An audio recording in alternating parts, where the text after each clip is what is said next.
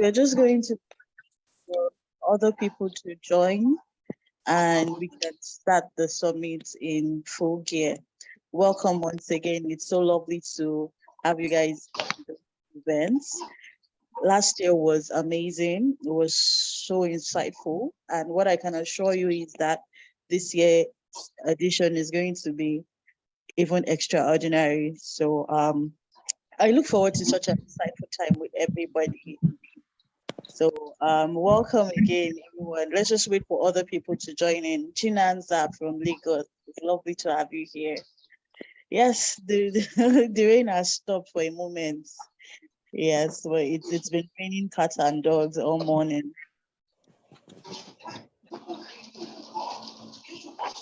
So please, if you're joining in, kindly mute your mic, please, so that we don't have noise at the background. So if you're just joining, please mute your mic. Thank you.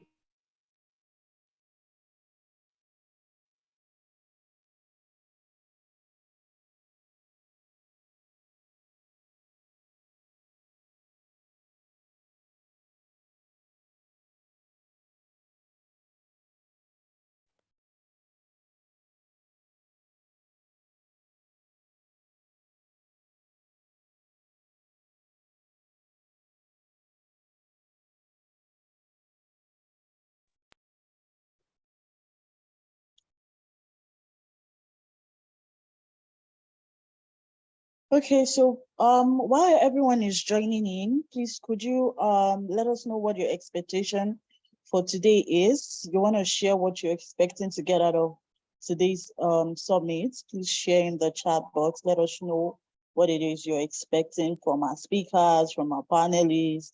Let's just know what your expectation for this event is. You can let us know in the comment section.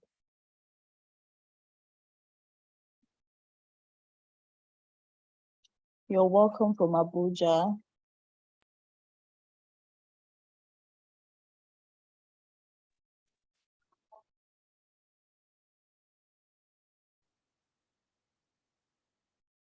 Okay, while we are waiting for people to let us know what their expectations are, I'll just like to thank everybody for taking out the time to register and be a part of this.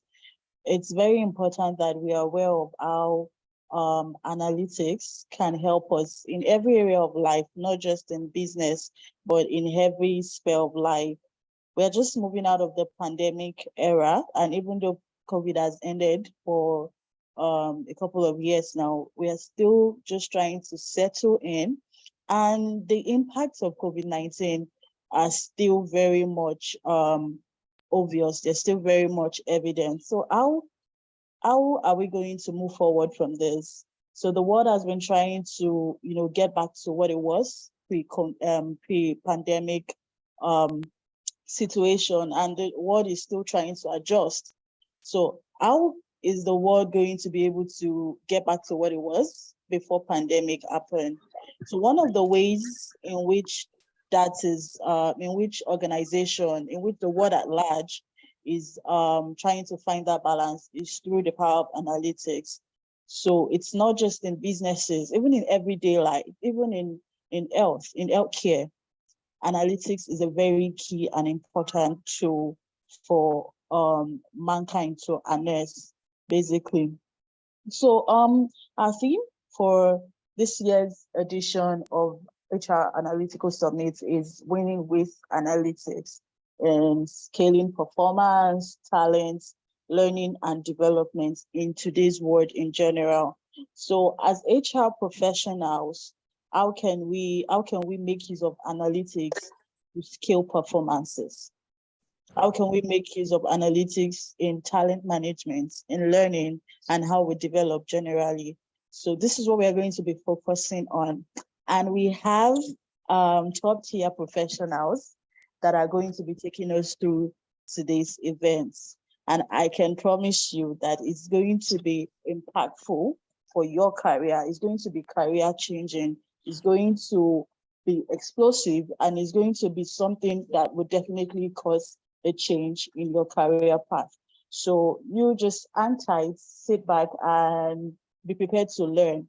I really hope you're with your writing materials, be it your tablets, be it your pencil, your papers, whatever it is, just make sure that you have something to write with so that you can really benefit from everything that we have to offer. I promise you, Enipro Global has cooked, and I hope you're ready and hungry to eat. So just hang tight and be ready. Thank you. I see that people are joining in, and we just want to appreciate the companies, individuals that are joining from several companies. We want to appreciate everybody. We see you. We know you're here. Thank you for taking out the time to be with us today. And we look forward to an insightful moment. Absolutely. Someone said, looking forward to gaining more knowledge on the best way to use performance management effectively in a remote organization. Absolutely. We have all of that and many more for us today. So my name is Tolu Alokbe Ogunsuji, and I'm going to be taking you through today's transformative experience. So get ready for everything that is coming your way. Before we proceed, I really want a lot more people to join in. So please remind your friends that are yet to maybe register. Let them know that we are starting, we are kicking off. Let them know that they need to be a part of this. So please take out time to remind people that are yet to be here. And we're going to just have them come on in so that we can start together. Thank you so much.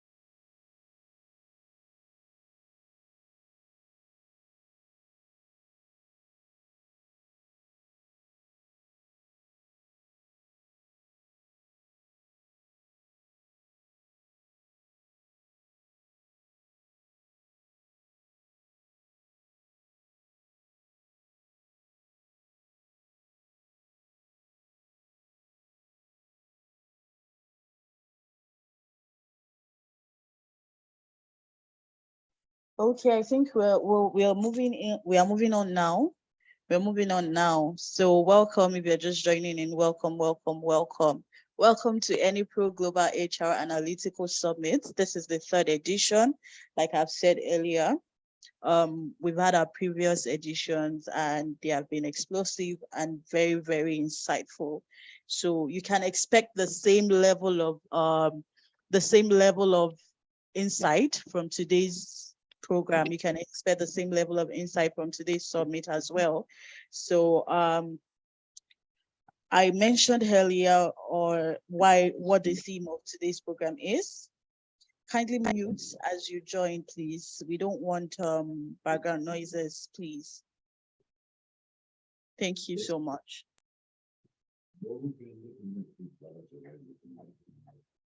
Thank you so much. So the theme again, I'm going to go over that for those that are just joining, is winning with analytics. And we're going to be focusing on how we can use analytics in scaling performance, in talent management, in learning and development in our work today. So I said earlier that we have amazing speakers for today. We have top-tier industry experts that are leaders in their field. We have people that are currently winning, they've been achieving so much, and they continue to achieve, that are going to be impacting us with knowledge from their wealth of experiences and how they are also making use of analytics in their current role. So be ready to learn from this industry experts today. So very quickly, I'm going to bring on my colleague who is the director of programs operation at Enipro Global. I'm going to bring him on to tell us a bit about what we do at Enipro. So Jesse, over to you. Can you hear me? Hi, Tolu. Yes, I can hear you. Can you hear me? From that, you can hear me. Absolutely. Can you hear me? All right. Thank you. Good evening, good morning, good afternoon to everyone on the call, depending on where you're connecting from. Personally, and on behalf of the team, we're excited to have everyone on the call. For a while now, and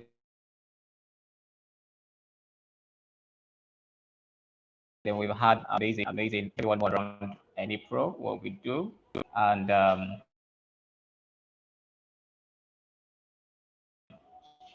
we move the conversation. Essentially, we are a development organization focused on accelerating talent for industry um, 4.0.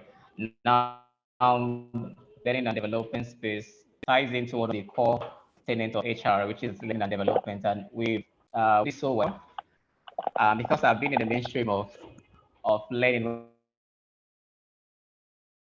when that we do this so well. We train on different areas.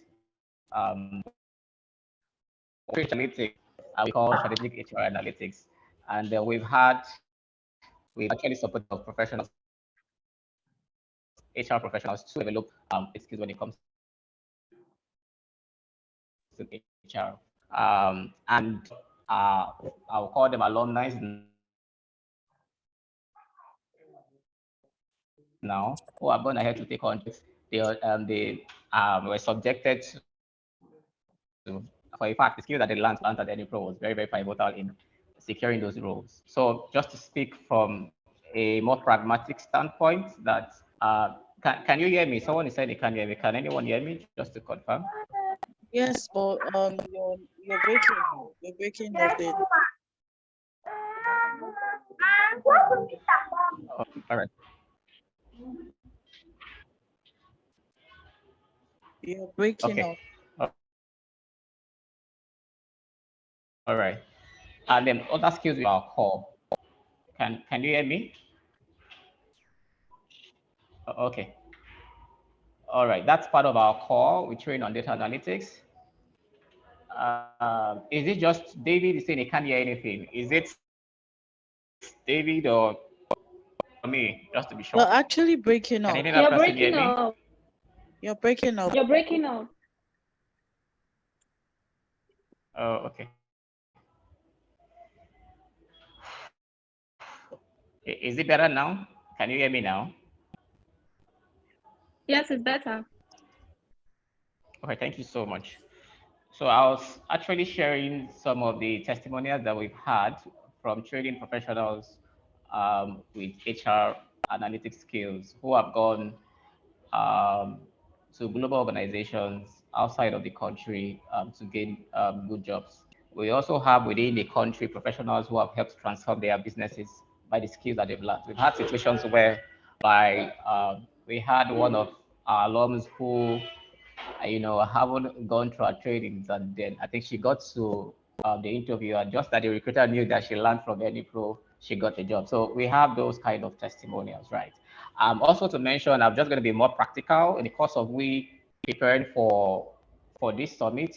We're able to get an idea of the challenges in terms of competencies that professionals who registered for this training are faced with, and how we would close that gap. We would engage with everyone based on the data that we have from both the personal perspective and also from a corporate perspective. And then we'll reach out to you to close this gap. So I'm speaking from a practical standpoint to just acquaint us on how we are also leveraging the power of data. We know that more often than not, especially this time with the current challenges, we find out that sometimes our organizations might be a bit reserved in training their people, but to a large extent, we have the data that shows that there is a competency gap across some different facets of HR, and also when it comes to HR analytics as well. We have this data, and we'll be reaching out to organizations on how to actually close this gap for the people. We also have an idea of this in terms of the cadre or level, be it entry-level HR professionals, mid-level, and social level. So with that data, we're going to be reaching out to close those different gaps. I also want to say that when we reach out to you or your organization, just be receptive to us. We have this data. We also have the capacity to also close this gap. Thank you and for your time. Like I said, I'm just going to stay on the practical standpoint. Thank you. Over to you, Tolu. Hi, Jesse. Thank you so much for that brief summary about what we do at Enipro.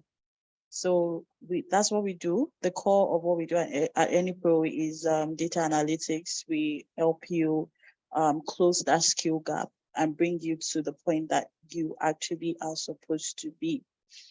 So without wasting any more time, I'm going to be inviting our keynote speaker, who is someone who has a wealth of experience, is the current, it works at Turing.com.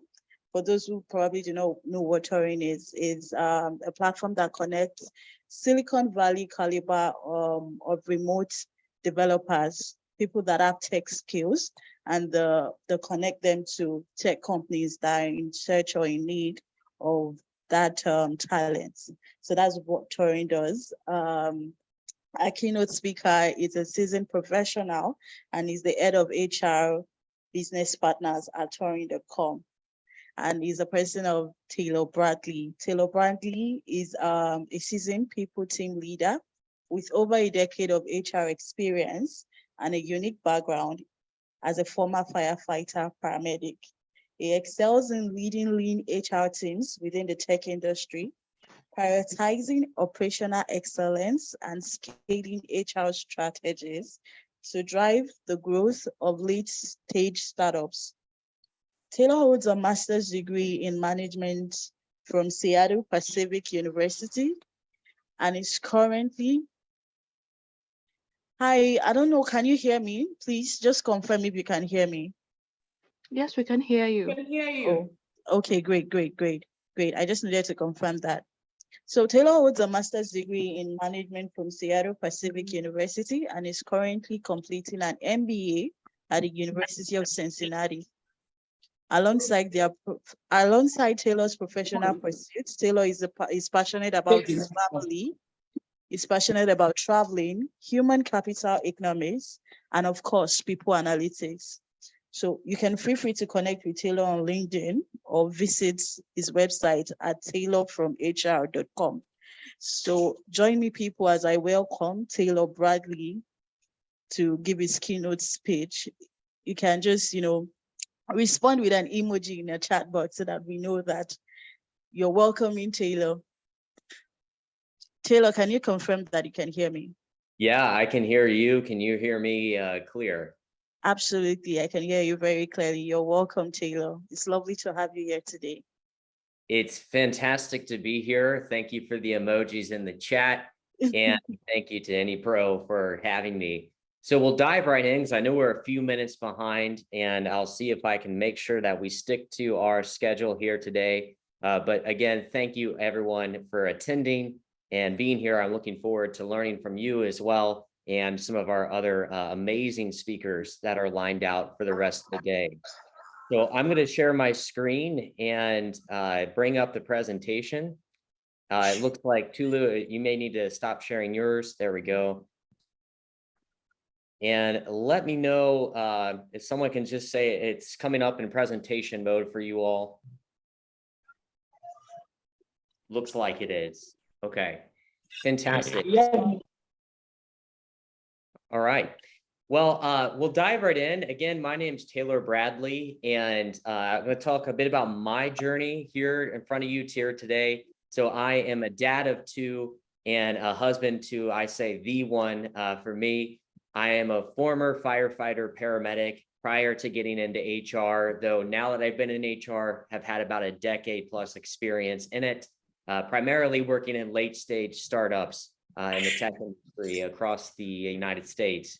Hold a master's in management, completing my MBA, currently the global head of HR business partners at Turing. Though either physically or metaphorically, both as a firefighter or paramedic, I've been putting out fires since 2008. And would just say, if you're joining the call, please make sure you do click mute so we have uninterrupted audio for everyone. But more importantly, what excites me today is, with my background, I'm looking forward to our journey together here today. And all of you are facing unique people analytic challenges.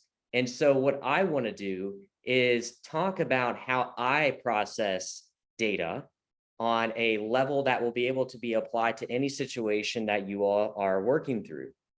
So our journey today is going to be focusing on processing data like a paramedic or a clinician, give you some practical applications for people analytics at your organization. And then, of course, time permitting, if we have questions, we will try to get to those at the end. I will ask, because everyone has different audio connections here, if you have questions, place them in the chat along the way. And then at the end, we'll look at the chat and answer questions if we have some time. So I want to talk first about how we process data like a paramedic. And what we were taught is something called the MEDICS method. There's 3 points to it, oversimplified a little bit, but assess the situation, determine what the needs are, and then, of course, provide an outcome. So first, let's look at assess the situation. What is the situation that you're presented with? When you're a paramedic, you get called to a whole host of scenes. That could be anything from a bird in someone's house, or a cardiac arrest, or a traffic. We would appreciate if you do remain on mute during this time, but if you do have questions, place those in the chat. So when we get a call as a paramedic, we start to become great observers of any data input that is at our fingertips. We're using all of our senses to gather all of the data that's available to us to have an assessment of what we think is occurring. As we're getting that data in real time, we are actively interpreting that data to come up with what we call is a general impression of what we feel is happening in the situation. Or in data terms, we're coming up with a hypothesis that needs to be tested. Now, what was unique is, as I would process data, this is what the inside of my head would look like. There'd be a million different bubbles. And as I would get more data and interpret the data, some bubbles would get larger. Oh, maybe this is a broken bone. Maybe this is a cardiac issue. But as I would get more data, some bubbles would go away, some would get larger. And then I'd come up with, again, what I feel is occurring in the situation based on the data. We would call this a differential diagnosis. What are all of the things that are most likely occurring in that situation? Now, based on this, I would start to determine what are the needs. And in this case, when you're a medic, you need to make decisions. You need to really figure out what's happening, because if you have delays in decision-making or high-quality decision-making, that not just costs minutes, it costs lives. So as we're going through that assessment of the situation and determining what the needs are, we start to explore the data or double-click on the data to get a more in-depth view of what's occurring in this situation. And based on my general impression from assessing the situation, I'm looking for more data to start testing my hypothesis of what I think could be happening in the situation, so I can come up with the needs. One important thing that occurs not only in the medical field, but in the fields that you all are working in, is something called distracting injuries, or in data terms, it would be an outlier. Outliers can be distracting. And in a paramedic sense, they would teach us in school that there may be some injuries that look severe and may actually be severe, but they are not life threats. So in this example, it can be really common to look at a crush injury on a hand, and that can be really disturbing to see. But the medic that gets distracted by that crush injury on the hand and doesn't notice that the patient's actively choking isn't treating the most important need or prioritizing the most important need. And so as we're getting that data and assessing all the things that could be wrong, we start to then have to triage the data to determine what's going to be the most important next step. So my captain, when she was training me, and when we get into this point in the assessment, determining the needs, she told me, sorry, I was need to add a mute there for us. She would tell us to learn how to kiss. Now,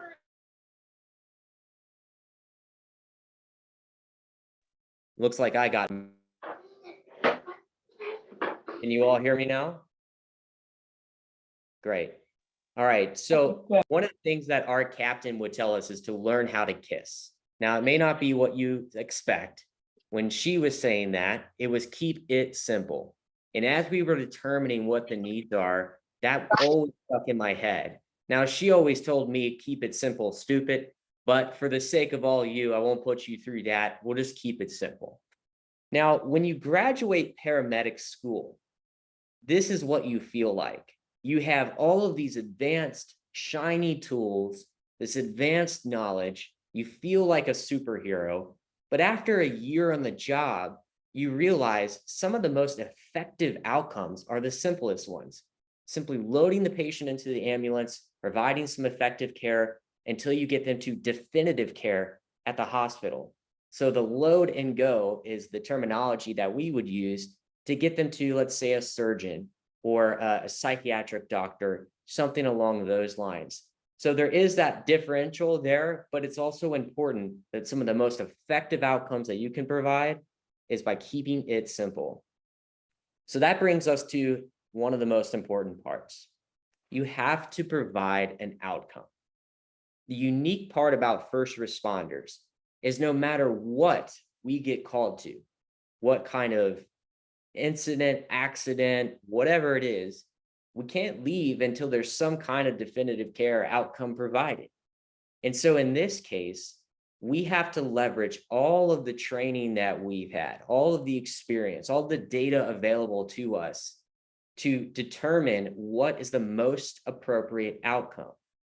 And just like people analytics, we also have to monitor trends. We can't rely on one simple data point alone. That's not a really great way to test an hypothesis, and it's certainly not a great way to provide a really high quality outcome.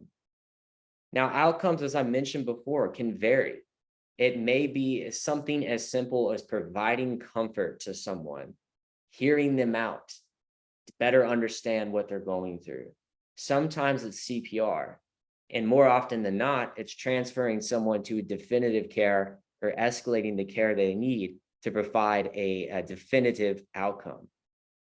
So one of the unique parts about this is when you get to the hospital, you have to provide a report on the patient. And in the same way you frame data, you have to frame the case to the staff. Now, this is how I felt the first time that I went and had to do a report in the emergency room or for our international colleagues, A&E, is I arrived and it felt like every single person in the emergency room turned around to hear me give report. And that's about how tall I felt going through that experience. It's a little bit terrifying, but we also have to do this in business. The issue with framing data is if you frame data incorrectly, you may not get the best outcome that you're trying to achieve, either for the patient or for your business. And so when I would arrive in the emergency room and got over my fear of providing reports, some of the things that I had to be consistent with was first be rationally bounded. We're humans. There's only so much data that we can process. There's a field of it, heuristics, things of that nature that we have to be mindful of. But we need to be confident and objective in what case we are framing, either in the emergency room to the nurse and the doctor, or in the boardroom. Along with that, it was really important for us to not dramatize or amplify the issue at hand, but to be objective and, most importantly, be concise. Now, this was my journey as a paramedic and how I process data every single time that I went out on a call. But how does this apply to HR? So first, a recap of the MEDICS method again. We assess the situation, we determine what the needs are, and provide an outcome. But so much of what I've learned in the medical field, either going to fires or to accident scenes, has also been applied to my career in HR and what I do with people analytics and leading people teams. So first thing I want to talk about is scaling. First, one of the most important things about the MEDICS method is that it scales.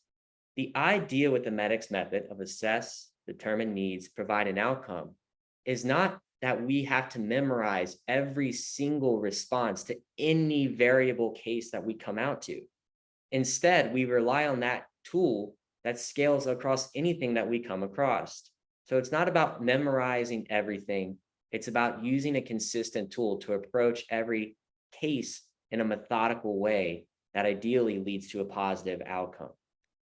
So the first part about that in business that I've learned is what made me effective with caring with patients is that I had a high level of data fluency in the data that I needed to be aware of. So in your businesses today and your organizations, identifying the baseline of data fluency within your organization and developing a roadmap of how to raise that bar over time. And that may be through learning and development programs, could be through micro learnings. There's a whole host of ways for you to raise that data fluency. But I ask all of you, do your leaders know how to differentiate data that is standard and expected and unusual and unexpected?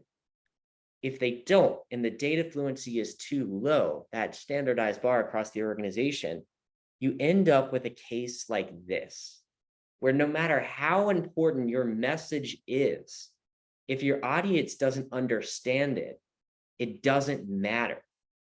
And so in this case, if the data fluency is low, you're getting one part of your message across, save lives.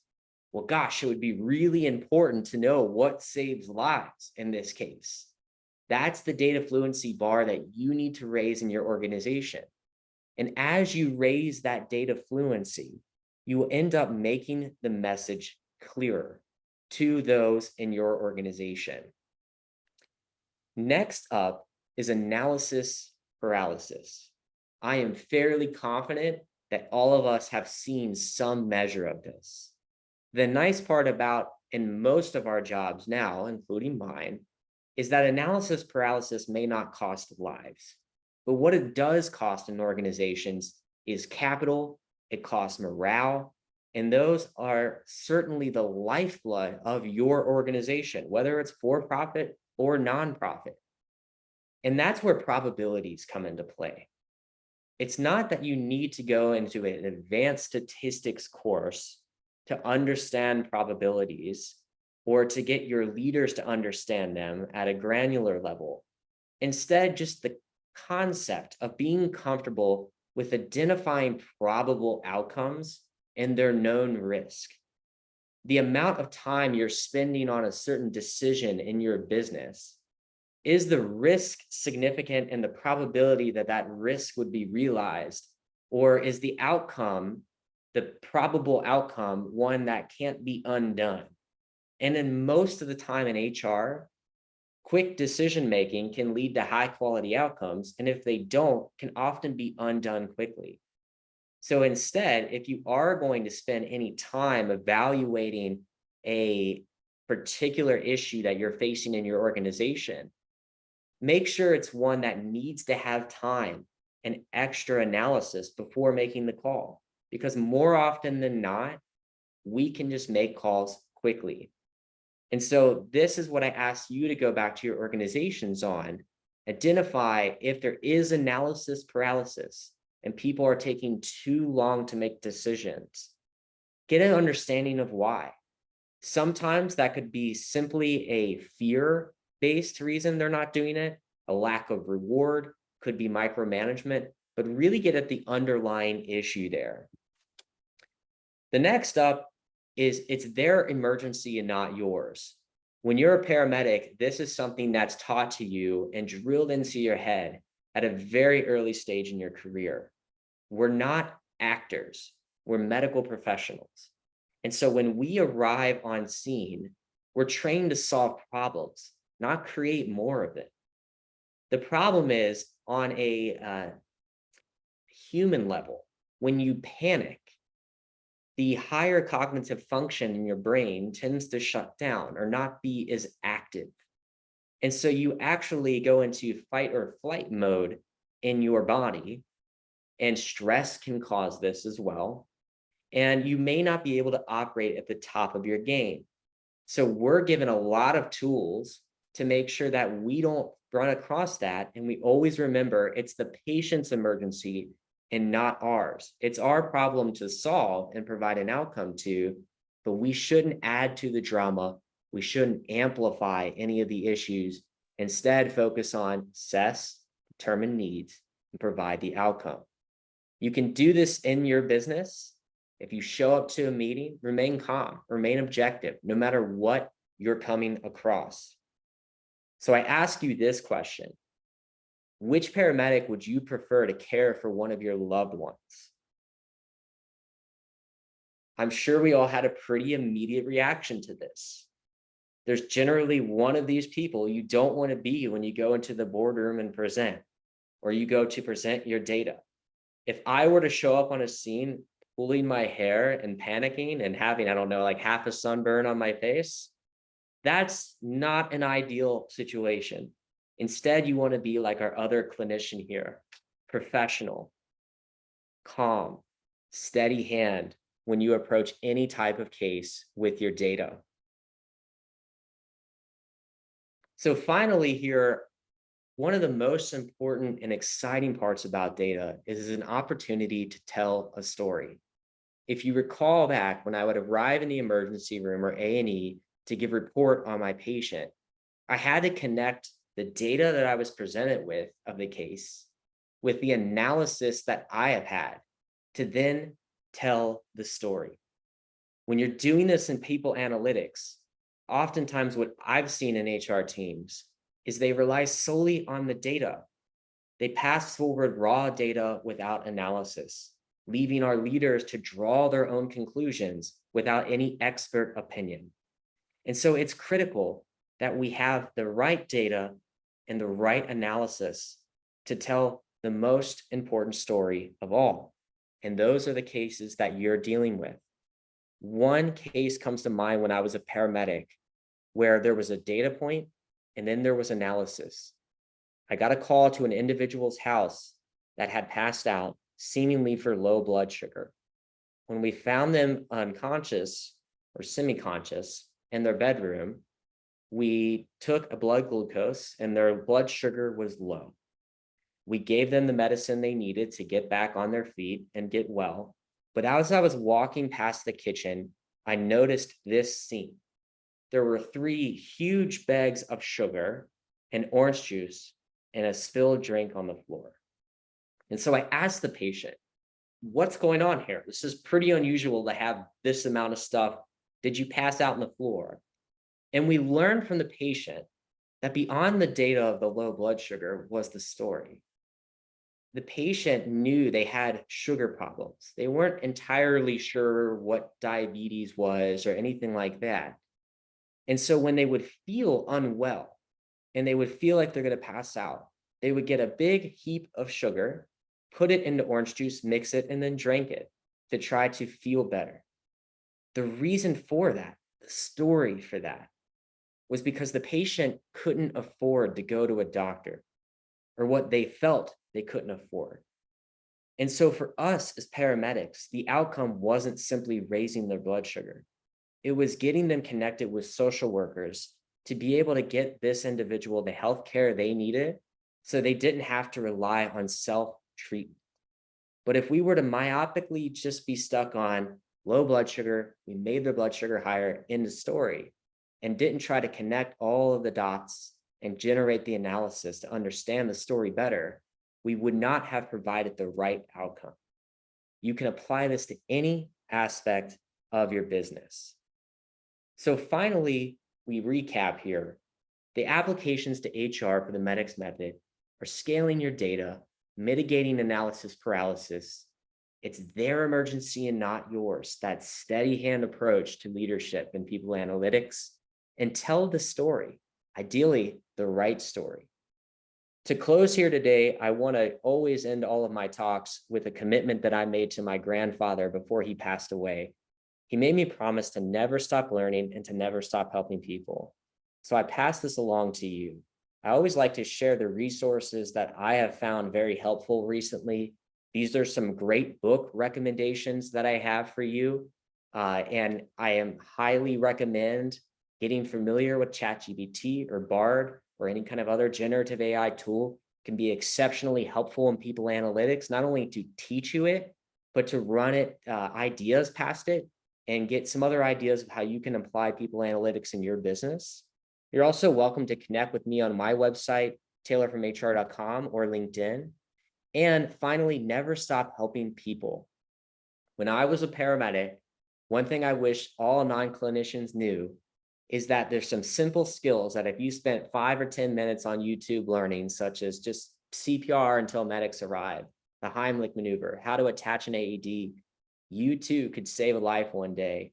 And so take a few minutes, look this stuff up on YouTube, always call for professional medical help, but certainly do your part as a citizen as well. So that is my presentation. If we have time, which I don't know if we will or not, we might be able to get 1 or 2 questions in. So if you have them, feel free to place them in the chat.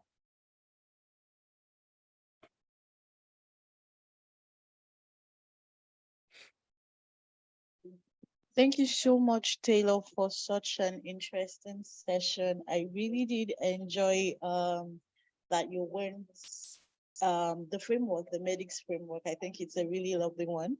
And the part that really stood out to me was the show up calm and not as the frantic medic, because really, if you see a medic who is, frantic and scared, you wouldn't want them to attend to you, really. So thank you so very much. And I'm sure a lot of our participants also had a lot to learn from that session. So as Taylor said, if you have any question, kindly just put it in the chat box so that Taylor is able to attend to those questions. Thank you so much, Taylor. It was a wonderful session. Thank you all, and I appreciate your time, and feel free to connect with me on LinkedIn if you have any additional questions. All right, we will do that. Thank you, Taylor. Okay, before our next session, and right now I'm not seeing any question in the chat box, but if you do have questions, please put them in the chat box. And before we go on to our next session, we just want to say thank you to our participants joining all the way from different companies, different corporations. Like my colleague said earlier, we recognize your competency gaps, and we are more than available. And we are more than ready and equipped to help you close those gaps. So we will be reaching out. So just keep that in mind. Moving on, we are going to, we want to thank our sponsors as well that have supported us in putting this program together, Enipro Partners, B-School Recruitment, and the HR Foundry. So very quickly, B-School Recruitment helps MBA students or aspiring MBA students to get familiar with what is required of them, how they can be better positioned for getting into their dream organizations after their program. That is what B-School Recruitment Prep School does. And the HR Foundry is a platform, a community that helps HR, that provides different resources to HR. So you can check them out at your convenience. These are resources that you can actually benefit from. So moving on, we have Lola Esson as our next speaker. This is a woman who has achieved so much. She is Lolaison works with,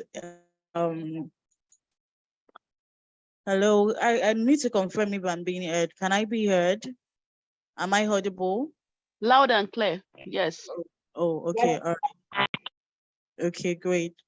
So we have Lolaison on this call. Lolaison, can you hear me, please? Yes, I can. And so nice to be here. Good evening, everyone. It's afternoon still. So I'm trying to share my screen. Please confirm if I have access now. Oh, okay.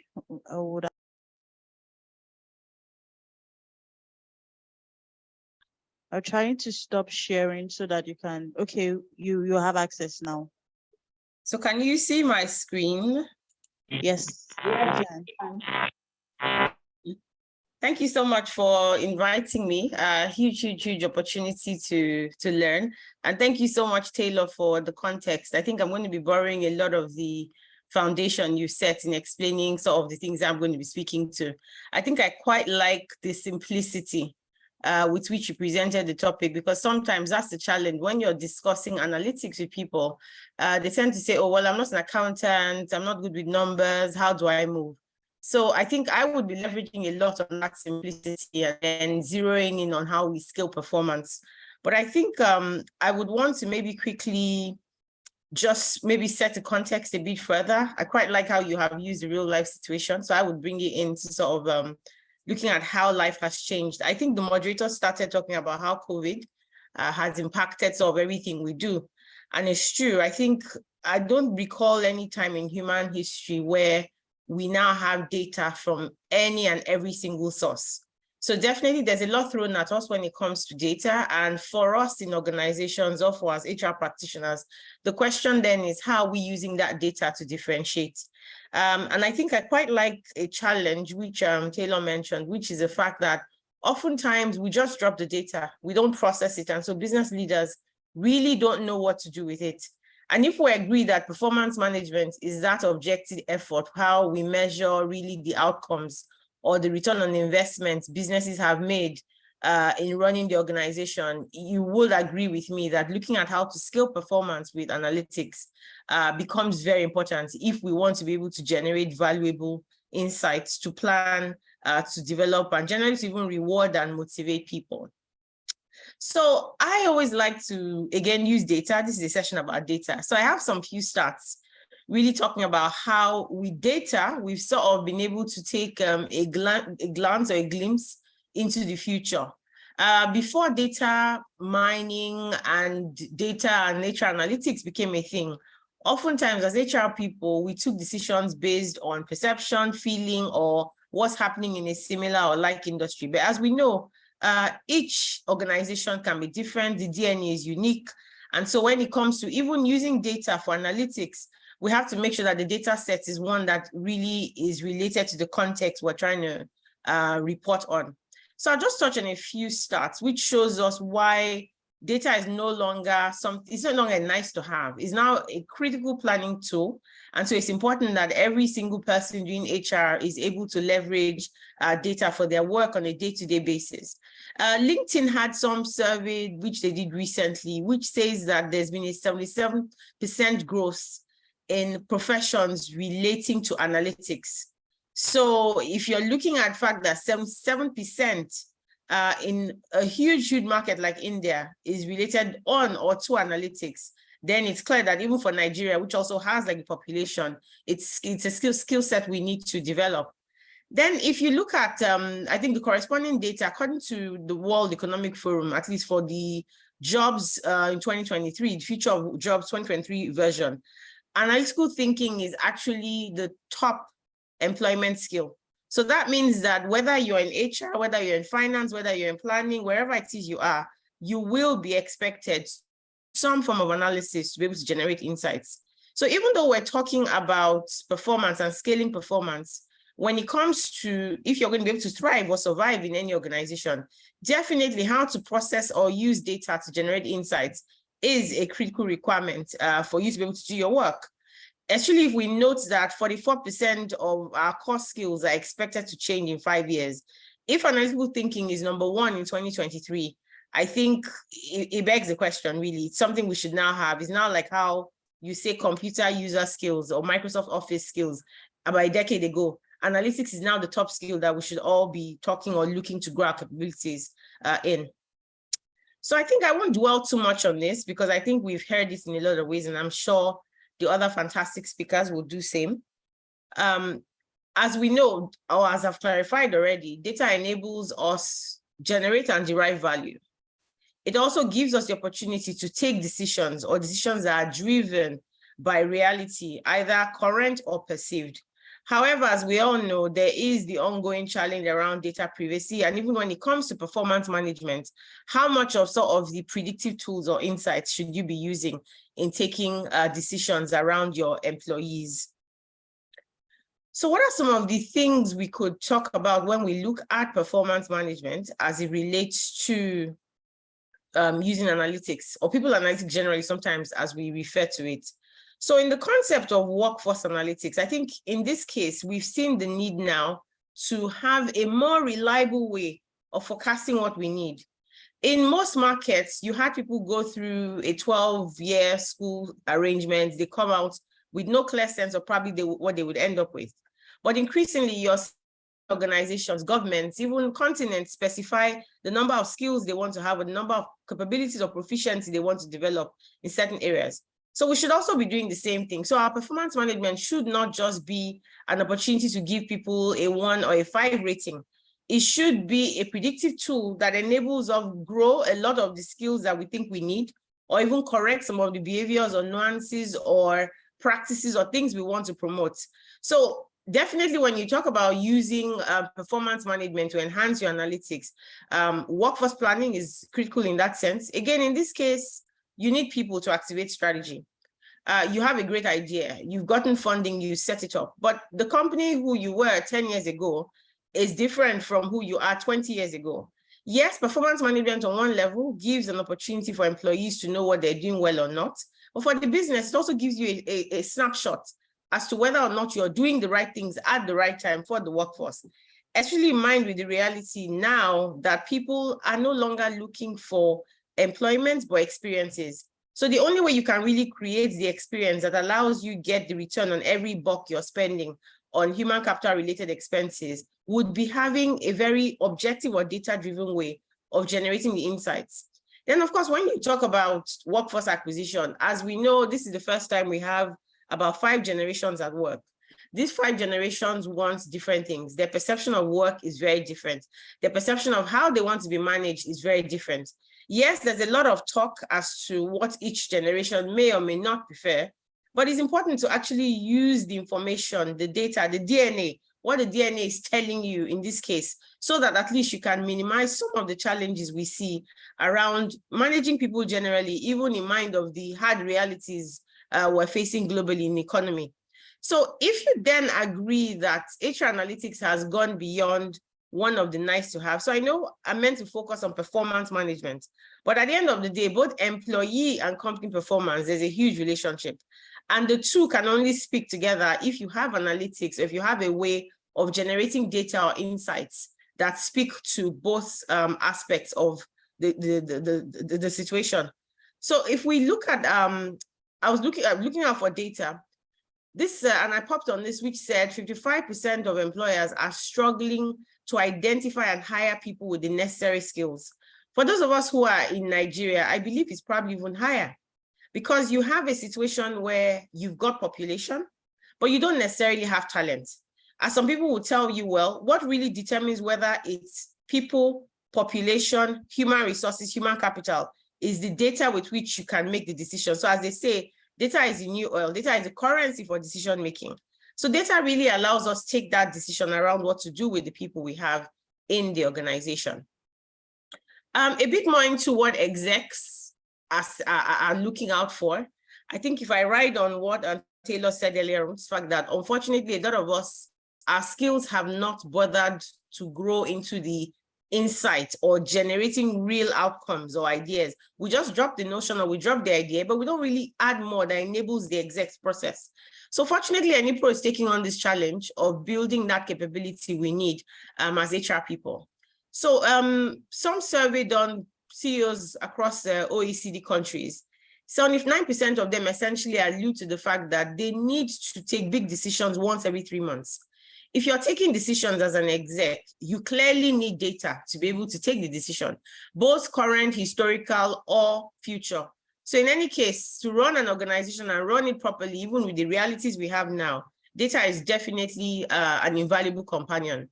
72% of them say they're familiar with data-driven decision-making, and they believe it is a prerequisite for senior management. So most times in the traditional system, you are told, well, do your work well, acquire a set of skills, and do a couple of years, will promote you. But as you saw from the skills requirement, according to the World Economic Forum, a lot of the things we now need to thrive and get ahead in the world of work is both hard, soft, but not necessarily technical skills like finance, HR. You need to go a step further. So if you're even thinking of entering the management cadre or thriving in the management cadre, you will need to be familiar with making decisions using data. And 64% allude to the fact that big data is shaping how they make decisions in the organizations. And I think we have a good case going on in Nigeria. So there's been the hardship on account of the adjustments the new administration has made. And interestingly, a lot of people have come up with let's just increase salaries. And I have taken on board a few people to say, well, when you increase salaries, have you checked whether or not the business today, 3 months, 6 months, is able to adopt or cushion the effect of the proposals you're making? And then what happens if you've gone to make these decisions and then we've got confirmation that there will be some arrangements to cushion the hardship. When that happens, it automatically snowballs the effect of what you do as a business. So the point is, we need to look beyond, I say, what I call popular culture, popular responses to issues that come up in the world of HR. And I think the previous speaker kind of alluded to the fact that, yes, there's so much data out there, but the data set needs to make sense. So I'm hoping that at least going through this session today, we also kind of see the fact that, yes, analytics is important, but it's also very context-based. So you must use your context to drive the kind of outcomes you're looking to project or using to take your planning decisions. So scaling performance, which is really my focus. In terms of analytics, I think there are so many when it comes to HR and performance management.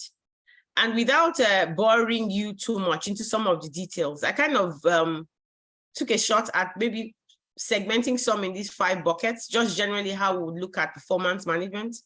So as you know, performance management runs through the entire life cycle, from how you find the person to even when they're exiting, because sometimes exit could be on account of the fact that I'm retiring, or even lapses or differences in terms of performance expectations. So some of the things we use big data for as HR people, when it comes to even how we manage performance, is how we predict new hire quality. And in the course of my presentation, I will share a real life situation of how data drives decision-making around talent planning. We also use it to predict the success of our hiring sources. And I think this one is quite easy. Some people tell you, you know what, we tried all sorts to get these candidates in. The ones where we use the agency didn't get the good results, so we decided to use referral.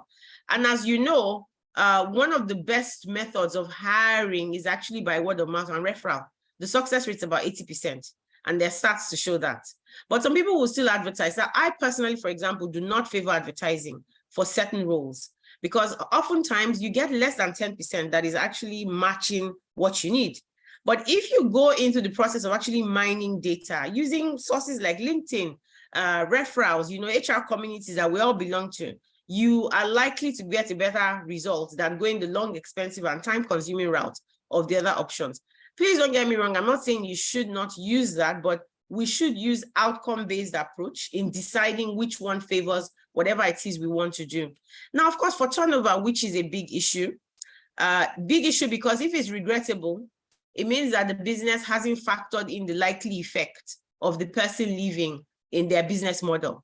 And of course, when you now consider things like the time it would take you to fill the role, the time it would take the new hire to settle into the organization, those are all costs that can be determined from an HR or people analytics point of view and how it impacts the bottom line. And of course, in Nigeria, we have the third one, which would be JAPA, which is when people are emigrating to regions that have better resources or supposedly hold the appeal of better better social protection, as it were. So that's also for our turnover statistics. Again, this impacts at the end of the day how an organization would predict its ability to remain viable. And then there's even the opportunity where you can actually predict performance itself and then predict absenteeism. But a bit of caution here, because sometimes when it comes to analytics, there's a risk of bias. And I'll give a personal example. When I used to be head of HR and the Third Mainland Bridge, for those in Lagos, was being fixed. This was exactly 10 years ago. So I went to my CEO at the time and said, well, I think because of the hardship, people are getting to work. I am tracking. So again, data does not have to be formula, and I'll share insights of what I did. I took about 3 months analyzing how much painkillers I was having to refill in my first aid box. And I realized that not only was I really now buying more painkillers, I was now having people coming to ask me for the painkillers at the time that had codeine.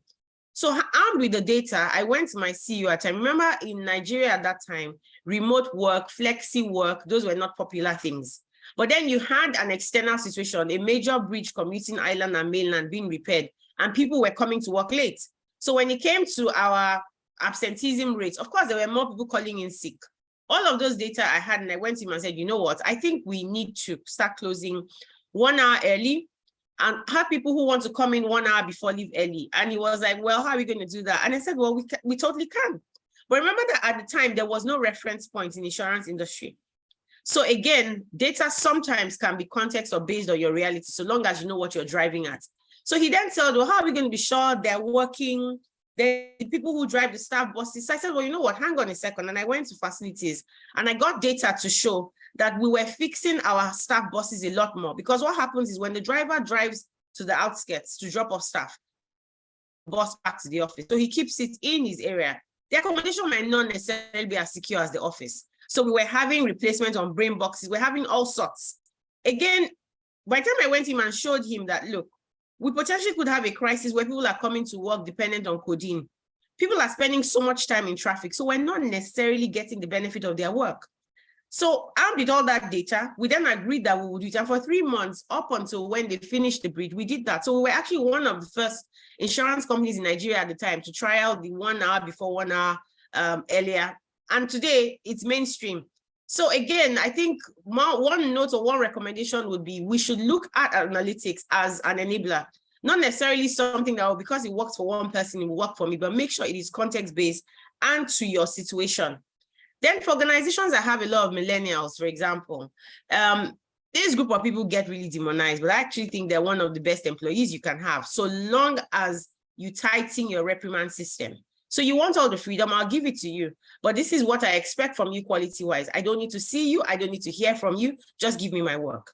Now, it's working for me, probably because of the organization I have. But when we looked at our data, over 75% of our workforce is millennial and lower. So we are younger, rather. So we obviously had to get the data to drive and shape some of the things we're doing. We're still a virtual organization at EY. I have been at home almost 4 years, but we're doing well. Business is still good, but it's working for me. I definitely would not say, oh, everyone should go that route. So when people were saying, oh, fuel subsidy, all of that, we're still at home, so we're not commuting.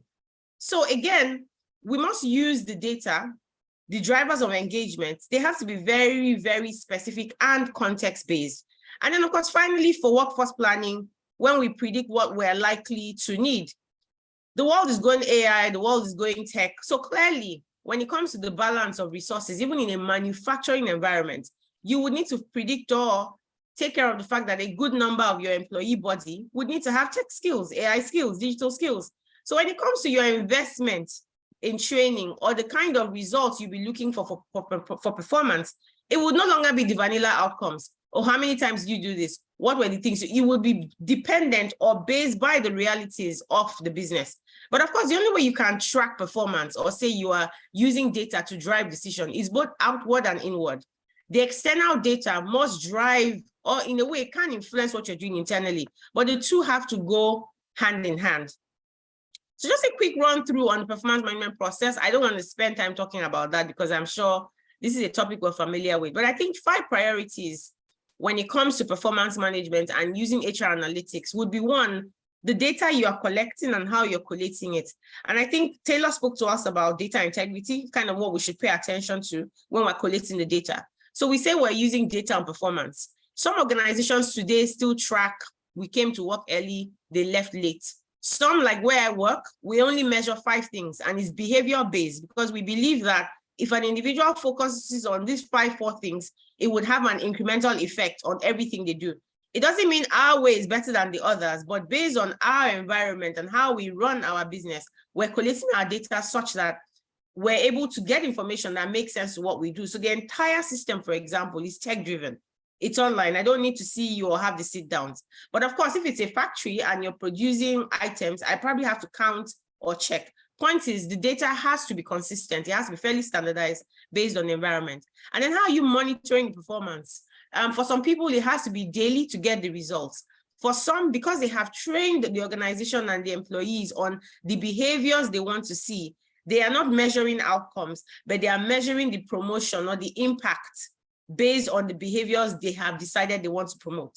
And then, of course, the third priority is how do you assess and avoid turnover? As you know, that's a big issue. You want to make sure you're minimizing regrettable exits, because regrettable exits, as I said earlier on, costs you money. Somebody who you had invested in, somebody who you thought would stay suddenly leaves. You want to make sure you are predicting that in advance so you can put things in place or have stay interviews now, as we call them.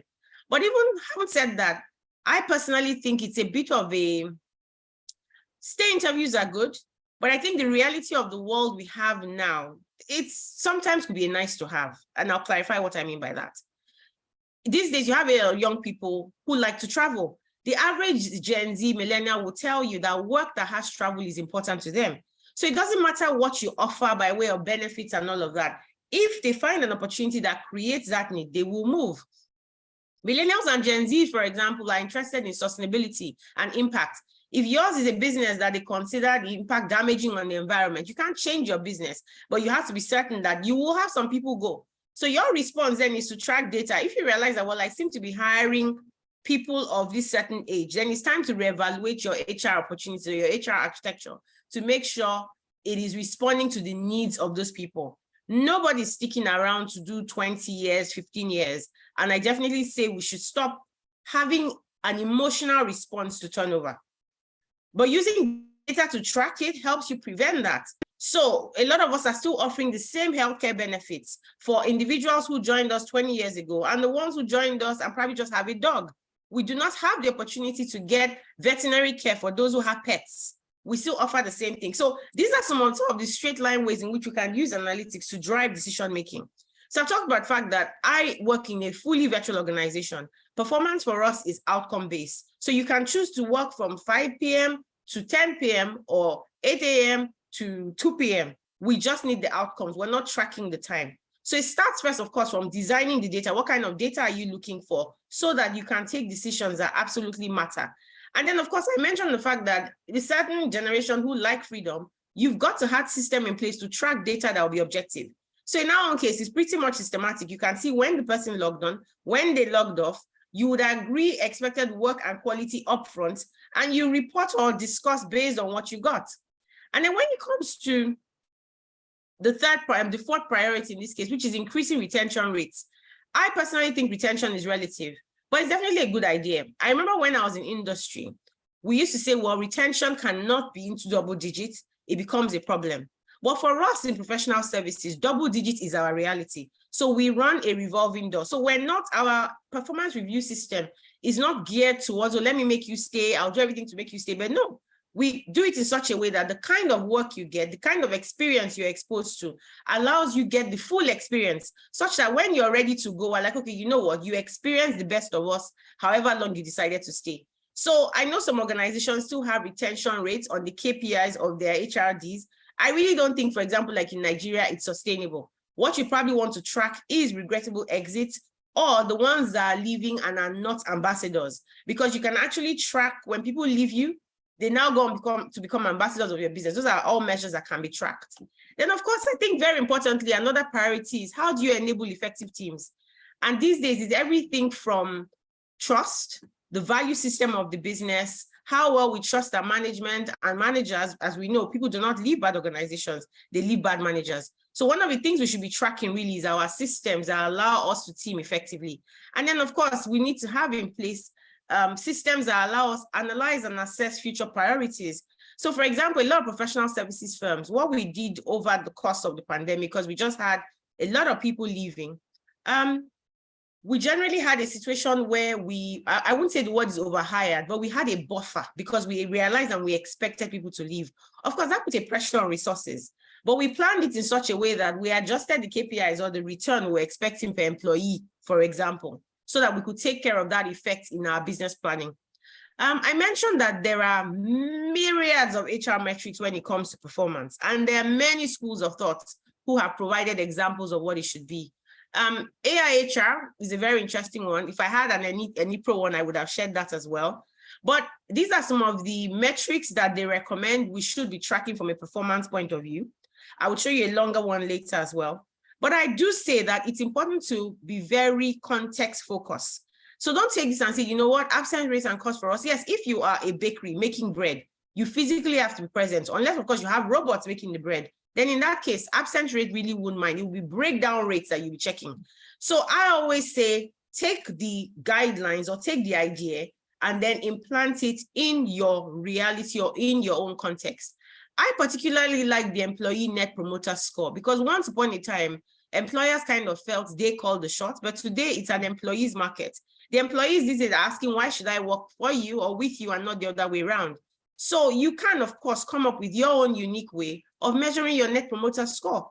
And the employee net promoter score in some cases is not even just your current employees. It's also the prospective ones. It's also your alumni. So very interesting things to do in terms of tracking how well you're measuring. Of course, training ROI, that is one of the most popular ones where you're tracking the investment vis-a-vis how much extra you got from the employee having acquired the insight or the learning. Then there's quality of hire. Now, promotion and progression rates is one. But again, I kind of think that could be limited by your environmental context, especially as we believe that you need three things for promotion to happen: vacancy, merit, discretion. It is expensive to actually promote people because there's the corresponding benefits. In some cases, if you don't have a tall hierarchy, there is no progression per se. You only get salary increases. So the point behind this is find the metrics you like, be creative with them, use them to be able to report, but make sure the data is consistent as we had before. So I have got 22 examples of key metrics for HR performance. One of the easy ones we use a lot is the revenue per employee. So as a business, you want to measure productivity. Let's say you have 100 employees, you made 1 million. You do 1 million divided by the 100 employees, that gives you the revenue per employee.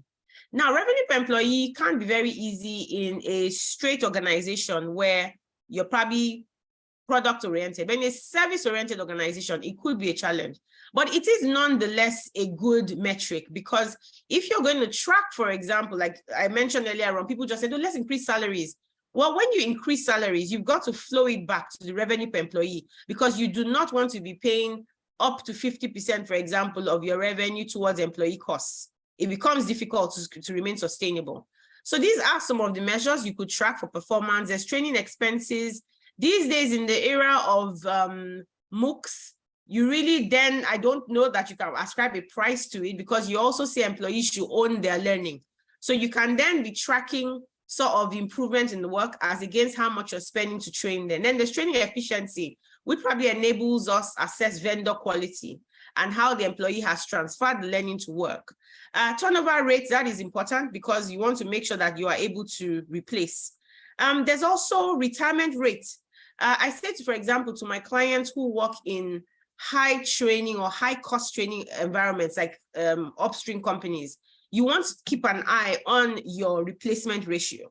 Because if you have people leaving faster than you can train to the expertise, then you want to pay attention when you're planning your workforce to keep the percentage balance. So maybe only 25% can really be within the retirement cadre from about 55 years to 60 thereabouts. Very interesting, but I don't want to dwell too much on the details, like I said, but again, take the metrics, use your environment, make it work.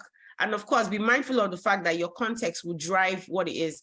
So I've got a few live examples of work that kind of done in the past. So I'm sharing this up because obviously data rules in Nigeria, 7 years usually, so I can talk about it. But for this particular environment, we track the following things you can see on the side. So for example, we track their rookie ratio. And why were we tracking rookie ratio? It's important to make sure that the organization has the right number of people to deliver on its value or on its commitment to its stakeholders and customers.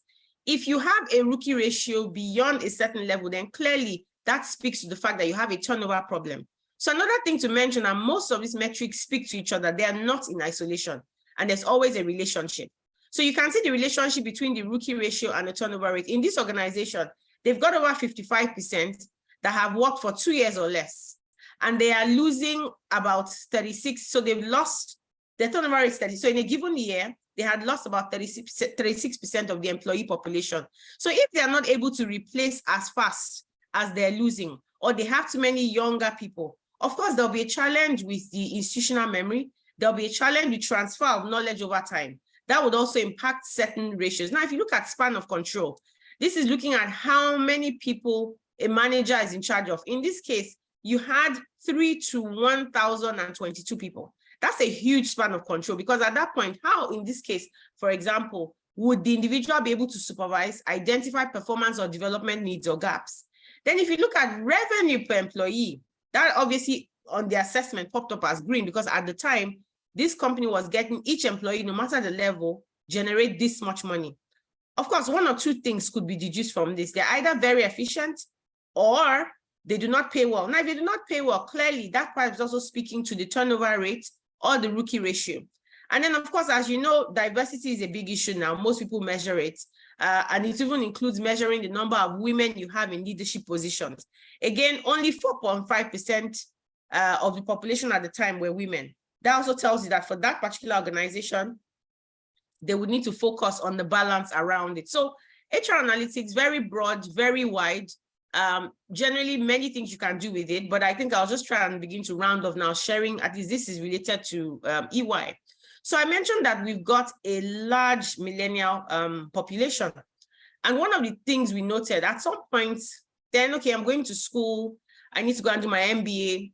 And in response to that, because, hey, we had the stay interviews and realized that these are the reasons, we started doing and offering everyone, doesn't matter what part of the world you're seated in, free MBAs with Hult Business School, so long as you work in EY. Again, of course, you have to use data to track whether that has worked for us. But imagine if I was going to take out a loan to go to a school like Hult, it would be about $90,000 and you're getting that for free. Clearly, that gives you more than one outcome. There is a connection, there's opportunity to work and study at the same time. So in this case, they looked at data from some of our countries and realized that graduates from applied universities, applied sciences, I beg your pardon, stood out in terms of performance and loyalty. For those of us in Nigeria, if there's more people from Nigeria, that would be like our polytechnics. So the guys who go and get their hands dirty pretty quickly in the STEM areas. But then you now have a situation where this is what the data is telling us, but for some organizations, they have a bias against hiring from those places because of the perception that they are not quality. So you can see how data allows us kind of manage some of the perception that the market is promoting. They also then realize that females are leaving or withdrawing from leadership position more frequently than males. This is probably in a lot of organizations in a lot of countries. So of course, what have we done as a business? We actually have a deliberate 50-50 strategy. We're in a race to make sure it's 50-50 employee population. And right now in most countries, we've actually exceeded it. So again, data driving the decision-making and also driving how you reward or how you promote people. The data also then told us that at senior consultant level, when we had people leaving, we couldn't compensate the challenge with junior consultants. So the solution was not to go and hire a lot of junior consultants, because you clearly have to wait for those individuals to come up in terms of experience to do the work as well as the ones who have left. And I kind of explained that in my previous slide showing you actual data. Also realize that, yes, even though we've got a high number of graduates coming up with relevant specializations, a considerable decrease is already foreseeable in the future. Of course, what's the solution to that? To begin to expand our courses, our opportunities for work. So for example, we've got a full business that employs only neurodiverse individuals. So individuals who have Asperger's, autism, because they bring a new level of skill set to the organization. They also, and that also enables us to fulfill our diversity, equity, and inclusion targets by hiring people with diverse abilities. So again, analytics, very broad, very interesting subject. I think once you have an interest, keep building it. It doesn't have to be perfect, but by all means, begin to communicate, do your work using data. There's data everywhere. Data is the new oil. Data allows you assess return on investment. Data allows you measure contribution. Data allows you measure impact. And then, of course, this is just an aside really to conclude. So someone's trying to get into a country and immigration is telling him, based on your recent purchases, your tweet score and location history, you are 23.5% welcome here. I think this is even already happening because right now you can't apply for visa and not provide your social media handles. So there is data tracking going on. We're using that to track everything. Organizations are using how much time you spend on social media to track how much. I mean, there's so much going on with respect to data. So data everywhere. Let's get on board it. And thanks a lot, Enipro, for inviting me. And looking forward to hearing from the other speakers. And this has definitely been worth my while. And yeah, let's get comfortable using data. Let's continue to spread the word. Data is the new oil. Data is the new social currency. Data is the new currency of business. Thank you so much. Thank you so much. That was such a really, really insightful session. I really, really enjoyed it. Thank you so much. I just want to reiterate some of the things that I personally learned from this session. You mentioned looking beyond what is popular with data and just focusing on what really matters. And Taylor also made mention of something like that ignore the distracting injuries that are not life-threatening, zoning on what is important, just focus on the data that actually matters. And you also mentioned how important context is, like data, the fact that the data that you have maybe in your company and the analytics you've been able to derive from it is helping you in a particular way does not mean that you can take it on and move to another company and also use that as well. Doesn't mean it's going to work for that company. Data is specific to context. Is specific to what is going on. So thank you so very much, Lola. That was such an insightful session. I learned a lot, and I'm sure a lot of our participants also really benefited a lot from that session. So moving on, we just want to welcome everyone once again. We have a lot of participants from different companies. Thank you so much for joining us for today's summit. As we've mentioned before, we've recognized some of your competency areas that are lacking, and we would like to let you understand that we are able to help you bridge those competency gaps. So when we reach out to you, however we reach out to you, please be ready to give us attention so that we can help you bridge those gaps. Also would like to thank our sponsors, the HR Foundry. Thank you so much for being a part of this. Enipro partners, thank you so much. Also B School Recruitment, we want to say thank you as well for helping us, for joining us on this summit. So we're going to be moving on to the last speaker for today. We're moving on to our last speaker. Our last speaker is the Chief Advisor and Chief Talent Officer at YF Talent Partners in person of Yemi Fashion. He's going to be taking the last session of today's summit. So I'd like to confirm if you can hear me. Yemi, are you on the call? Can you hear me? Yes, I can hear you. Please confirm you can hear me as well. I can also hear you. Thank you so very much. Over to you, please. All right, thank you. Thanks very much. Good evening, everyone. Thank you so much, Enipro, for inviting me to be part of this summit. I really appreciate it, and I don't take it for granted. Please, just to let us know, I've been on this call for quite a while, and it's not impossible that my network at some point might be unstable. So Tolu, I'll probably just be looking up to you to prompt me if at any point in time it seems that you can't hear me. Please, I will help. I will need your help. Thank you very much. Okay, so the beauty of speaking last is that you won't need to speak too much, because if you have a Lola speaking before you and the other gentleman, then it's always very interesting. So it looks like they've stolen some of the things from my own slides as well. So what I will say is that my presentation will just be a summary of the things that they have said. So I'll quickly share my screen and let's see if I have permission to do that. Yeah. Okay. Please again confirm that you can see my slides. Can you? Yes, yes, we can. Okay. Yes, So we can. thank you very much.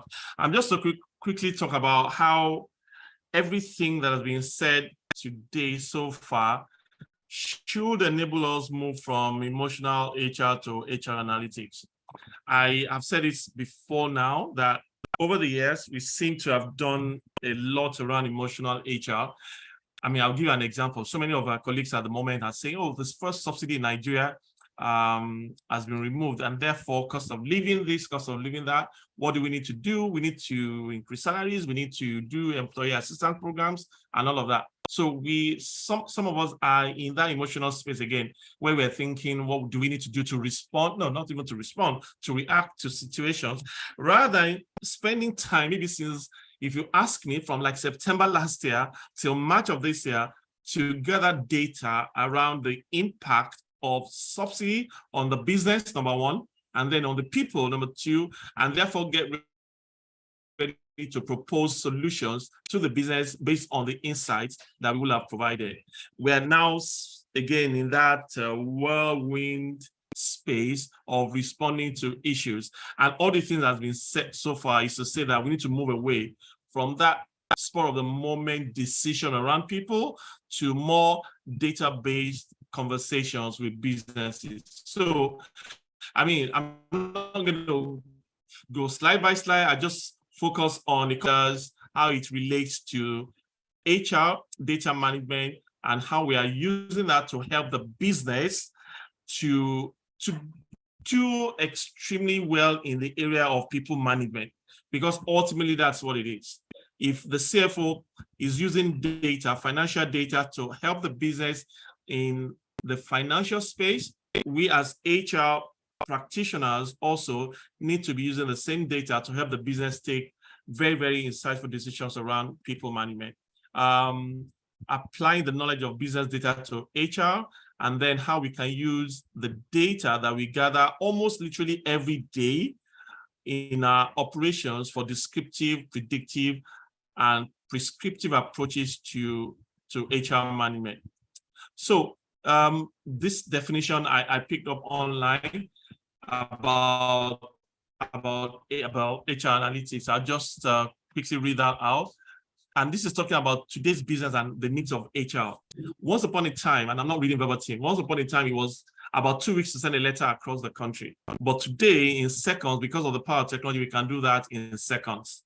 And as technology and communication have evolved over time, especially in this fourth industrial revolution, where everything is about the Internet of Things, HR people should not sit in the space of yesterday, but we should also morph or evolve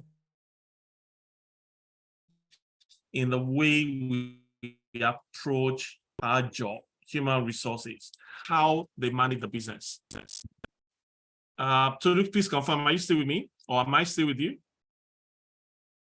Yes, yes, you're very much Awesome. with us. Thank you. Yeah. Thank you very much. Thank you. So, yeah, so quickly moving on. So data, really, I mean, we've talked about all of this before now. It's about raw facts and figures, but that's not what we are talking about. We don't, if we limit gathering data to its raw form, it gives us little or no meaning. Until it's sorted and we can make deductions out of it to solve business problems and provide solutions, then it makes no sense at all. So the result of what we do with data along the processing value chain is information at the end of that chain. And it is information that we need so that we can therefore take decisions around the business. Today's business is all about data. And Lola said something about data. It's not that data is new. It's not that big data is new. It's always been there, but maybe we're just not focusing on data because we were dealing with people, we thought we should focus more on emotions and gut feel and rule of thumb to deal with issues because, oh, we know people, we have an idea around people, but we've moved away totally from that era of, must move away from that era of emotional HR or emotional decisions around people, where data analytics is more important than just our emotions. So data is extremely important. And this is where I'm going to say to those who say that I joined HR because I love working with people. Please, you've got to love numbers if you want to come into HR, because HR today is about numbers. Those in sales also like working with people. Those in IT, they like working with people. But in addition to, maybe liking people as colleagues, you also need to love working with numbers so that you can deliver on your job as HR individuals. So let's look at this scenario. The idea is that we've been a cost center, we don't really add value to the business, that the impact of HR cannot be measured. If we admit that as HR professionals, then we are saying also that, we don't add value. Our programs, our initiatives, our ideas do not add value at all, or that the HR department should not be held accountable for its impact, whether positive or negative. But that's not where we are at the moment. We are at the point where the CFO is as important. No, let me say that again. The CHRO is as important to the business as the CFO. And we must hold that position, not because of gut feel again, but because of data, because of insights, because of what we bring to the business from a data perspective. So this is the moment of big data for HR to continue to be relevant. The sources of data have always been there. POS, CRM, financial data, loyalty card data, trouble ticket. I mean, all forms of data points before now. So big data, like I said earlier, is not really new. It's not really new. But there are certain principles that we need to understand for big data to make sense in terms of the things that we do literally on a daily basis within the space of HR. The variety of HR from different sources, right? The ever-expanding universe of data types and data sources, some structured, some totally unstructured. In some instances, they are mixed. The velocity, how fast data is traveling or can be processed. The speed of data generation is extremely important. So these are the 5 V's, if you ask me, of big data. How about the volume of data? The more data you have, the more we can make sense, the more it can be set to be validated. The veracity of that data is also important, right? It must be reliable. Don't just pick data from a copy and paste environment and bring it into your own organization because you just want to provide data. It must be credible. We must be able to verify this ultimately, because that is what we want at the end of the value chain of this processing. So what do you need to do? Therefore, focus on small number of specific HR measures that are clearly linked to business strategy. So if we are looking at big data, it's important for us to focus on data generally, but it is more important for us, because we are in the space of HR, to focus on those HR related data that are linked to the business. At the end of the day, don't forget that what we want to do is to bring that data to make sense to the business. It is not an attempt to track all HR benchmark. Don't have a laundry list of everything. Also understand that every business is in its own phase of life cycle. So what makes sense to my business might not make sense to your business. So track only that which is related to your business. Identify your goal of collecting the data, determine who the data will be useful for, and therefore please do not give data, people-related data, maybe cost, salary, that you should give to Mr. X, don't give it to Mr. Y. Understand who needs the data that you are providing. Locate your relevant and trusted sources of data. Remember what we said about the fact that there must be data integrity. Don't make it complex, especially if you are just starting out. around HR analytics. Don't start from complex positioning of your analysis. Start from basic calculations, but don't also look at what is happening within your environment. Try and have some sort of benchmark within your organization. So why is this an HR topic? Like we said, like the two other speakers have said, it is so important because of the space where we are right now. Every business needs real-time analysis and credible information so that we can take decisions that make sense for the business and for people in the business. So make it real-time. Integrate your HRIS across the value chain of HR so that you're not looking at only one area of human resources from a data perspective. So you're looking at payroll, you're looking at performance management, and Lola dealt a lot around that space. For those who are still tracking time and attendance, maybe workforce management. I mean, again, remember, please don't just take all of this and paste it within your own environment. If you're a startup, for instance, if you're a startup business, you probably don't need all of this at the point of startup. But as business scales and you scale the workforce, then you can begin to look at other options as well, right? But it must make sense to where your business is today, right? Okay.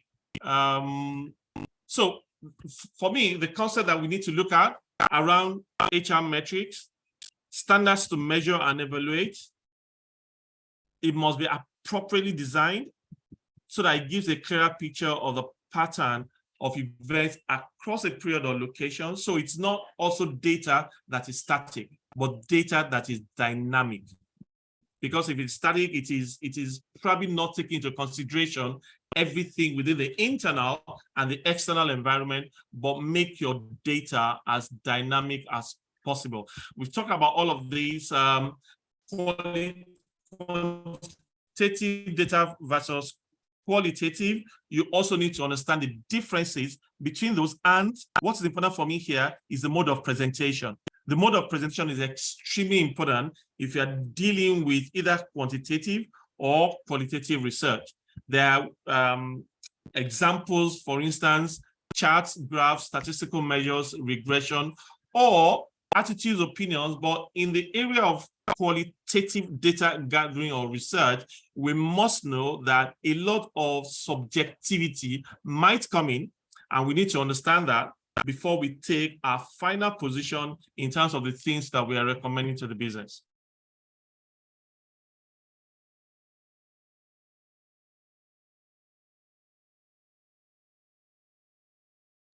Okay, I'm just going to move on quickly. I'm very cautious of something that we have said. I'm trying to take some definitions from SHRM. It says that, please confirm that you can hear me. It says my internet connection is unstable. Am I still, can you still hear me? You went off for a bit, but you're back. Oh, I'm so sorry. Yeah, I'm so sorry. Where did you lose me? Qualitative versus quantitative, so I can backtrack a bit. Can you hear me? Yes, it was around that area. Okay, so I guess the summary of it is to say that be careful with your qualitative data when you're presenting it. What's the elements of subjectivity? So as much as possible, present qualitative data with, if possible, zero subjectivity. Be as objective as possible. And I was going to start to talk from an SHRM perspective about what analytics, HR analytics is. HR professionals believe the most critical competency for demonstrating business acumen in the coming years will be understanding how to present organizational metrics. If we can't present it in data format, we might not be able to carry the business that we support or enable along with us. It is people analytics, all the data around the employee life cycle. And we gather this data like every day. What we need to do is to mine that data a bit more, do deep dive, and let it provide insight into the business. For instance, the Japa syndrome. I don't think anyone, and I also remember that Lola mentioned this, I don't think any organization should be panicking anymore. If you ask me, this is my own opinion, I might be wrong. I don't think we should be in the space of panic anymore. We've got 3 to 4 years of data gathering around Japa. So we should really know what's going on, which part of the business is affected, which part of the sector is affected, what do we need to do, why are people leaving, etc. We should let people analytics help us in taking decisions. And it is about asking the right questions as well and using data to tell stories that lead to change for the better. If the stories we are telling the business are not allowing the business to make decisions that will bring about positive change for the business, then we need to go back and see and understand how we are presenting the data. So just some examples: people data, program data, and performance data. Lola dealt a lot around performance data. What do we stand to get if we are in the space of HR analytics rather than emotional HR? We will improve employee experience and performance. We are no longer, people are no longer looking for jobs. People are looking for experience, and I'm quoting Lola verbatim, and that's the reality. It's no longer about that contract, that offer letter. The offer letter is good. There is a contractual relationship between the organization and the individual, but beyond all of that, it is the experience on a daily basis that employees have that really connect them to the organization or otherwise. Another benefit, automating tasks, because we have data points that allow us to do that, enhancing our hiring practices as an example, sharing insights with management and board in form of numbers. And believe me, businesses want to talk about numbers. They want to talk about numbers in sales. They want to talk about numbers in supply chain. They want to talk about numbers in finance. Then they also want to talk about numbers from an HR perspective. So let's move into big time into that space. Some tools, I'm trying to move a bit fast now. Just a second. Yeah, some analytical tools that we can consider. Descriptive analytics, required to describe a scenario or situation. It focuses a lot on historical data because it is just describing what has happened. It's used for investigative purposes, ascertain if a problem exists or not, promote a thought process, or establish a fact. Those are just describing the situation as it is. But we need to move away from just looking at trend analysis or correlation analysis into spaces where we can provide things that will allow businesses to take decisions. And we start moving into an area of predictive analytics, where we are projecting to the future based on the past, on the present, and we only use data to present those scenarios. We can use that to determine future events. If you know that 8 people left a particular department last year, and you have data to suggest why they left, and that situation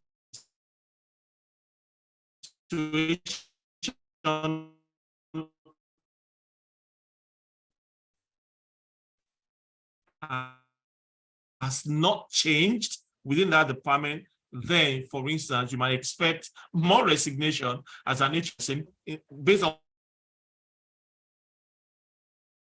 what happened in the last 2 years. We may expect. Oh, hi, Yemi. Sorry, you're That's breaking up. Your network is breaking up. We are predicting the future based on data. Deploy resources to manage. Is it better now? Can you hear me, Tolu? Yes, I can. It's better now.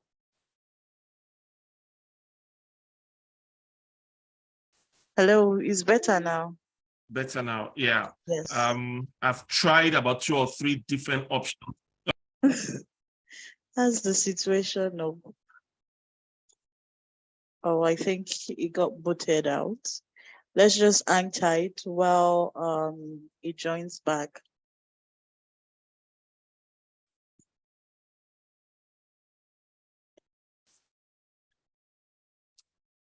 Tolu? Yes, you're back. Okay, just give me a second. Let me see if I can change, and let's see if you'll get better. But I have Okay. just about a couple of more minutes, and then I'll be done. All right, that's fine. Okay.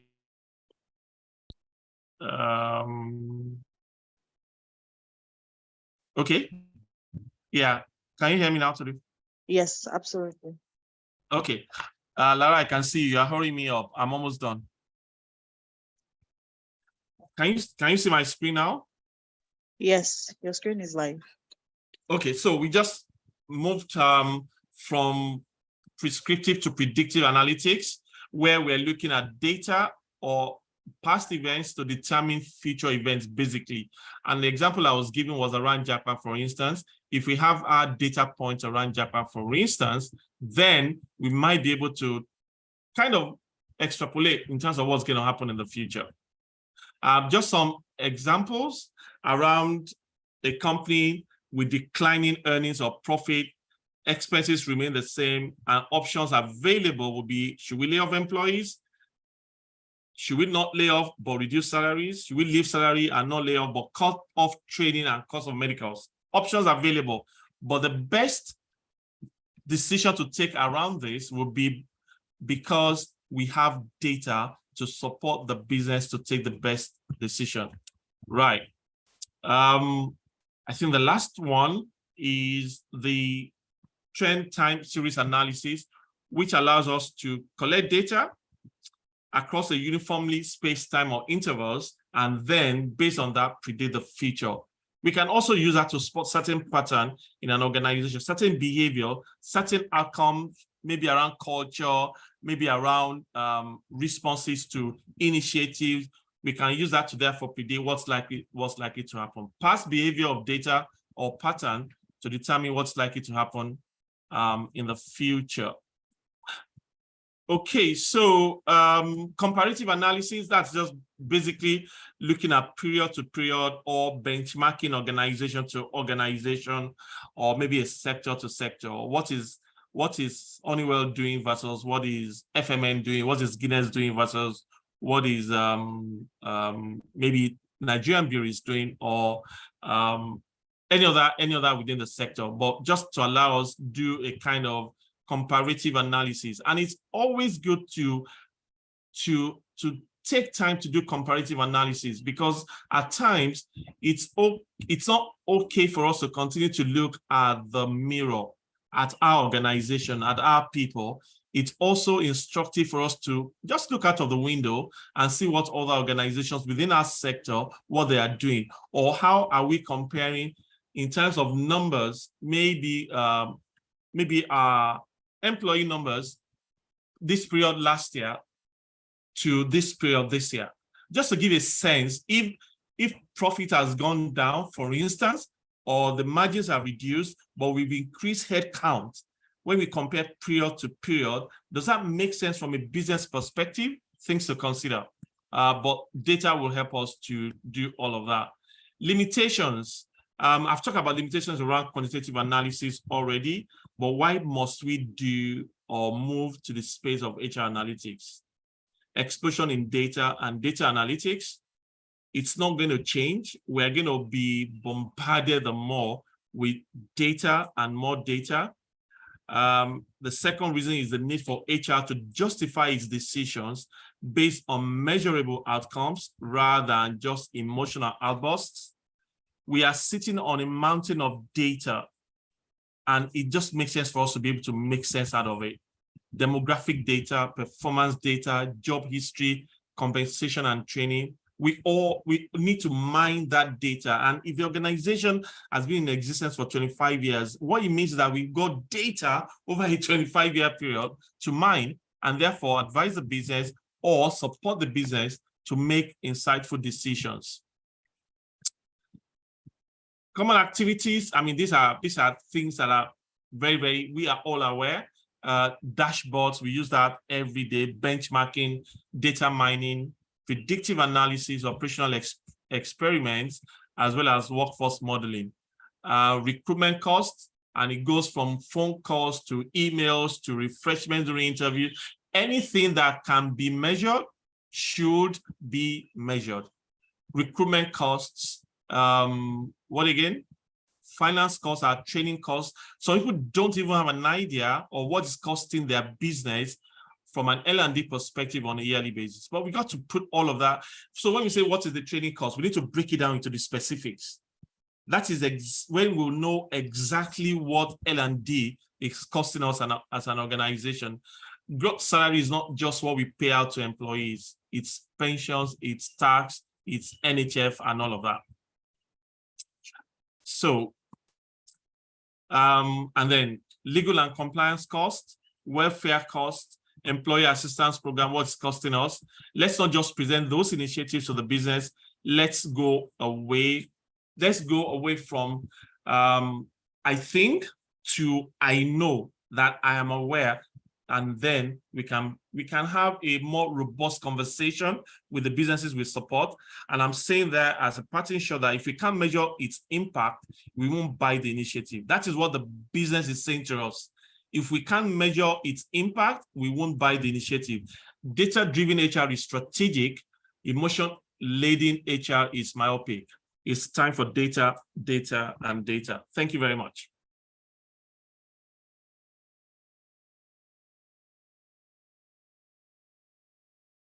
Thank you so much for taking us through that. It was such an amazing moment. That's my own takeaway from this.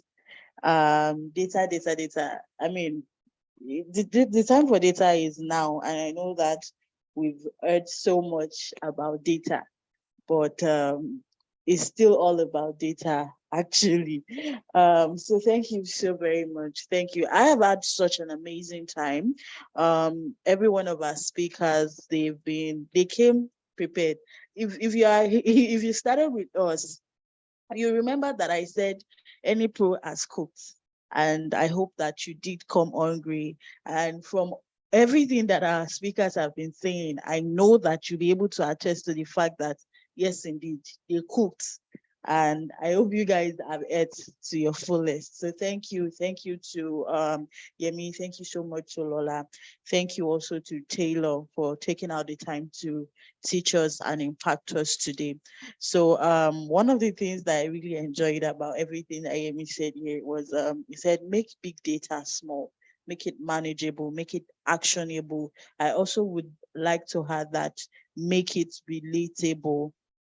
So if you are presenting data to executives, you're trying to let them see an insight, it must be relatable to them. I'm not trying to, this is not to teach or anything. I'm just trying to, this is the takeaway from everything that our speakers have been talking about. So Yemi also shared that people want an experience, not just a contract, relating with what Lola said during our session. And also, he said when we have hard points relating to different aspects in our organization, then it becomes easy to actually make decisions. It becomes easy for the executive, for the stakeholders to actually now make decisions based off of everything that the data is telling them. When data is properly honest, organizations can make informed decisions. So once again, I'd like to thank every one of our speakers. Thank you so much for everything. Thank you for teaching. Thank you for impacting us. I also want to thank every participant that has been here up until this time. Thank you so much for taking out the time to be with us today. I hope that you've learned a lot, as I have and every other person have. Also, just to remind you, as you're here, we know what your skill gaps are. We would like to help you close those gaps. We'd like to help you get better in all those areas that are proving to be challenging to you. That is what Enipro is about, helping organizations skill up, helping you get to that point where you are confident in the talents within your organization. So would also like to thank our partners. We'd like to thank B School Recruitment. Thank you so much for being a part of this. We'd also like to thank the HR Foundry. Thank you so much for being a part of this as well. So without taking too much of our time, we'll go straight to the panelist session. But before we do that, I don't know if Lola is still on the call. We had a question. I don't know if Lola is still on the call. We should be able to take I'm the still question. here. Okay, great. So we have a question, and I'm just going to read that out before we go to the panelist session. Okay, just bear with me, please.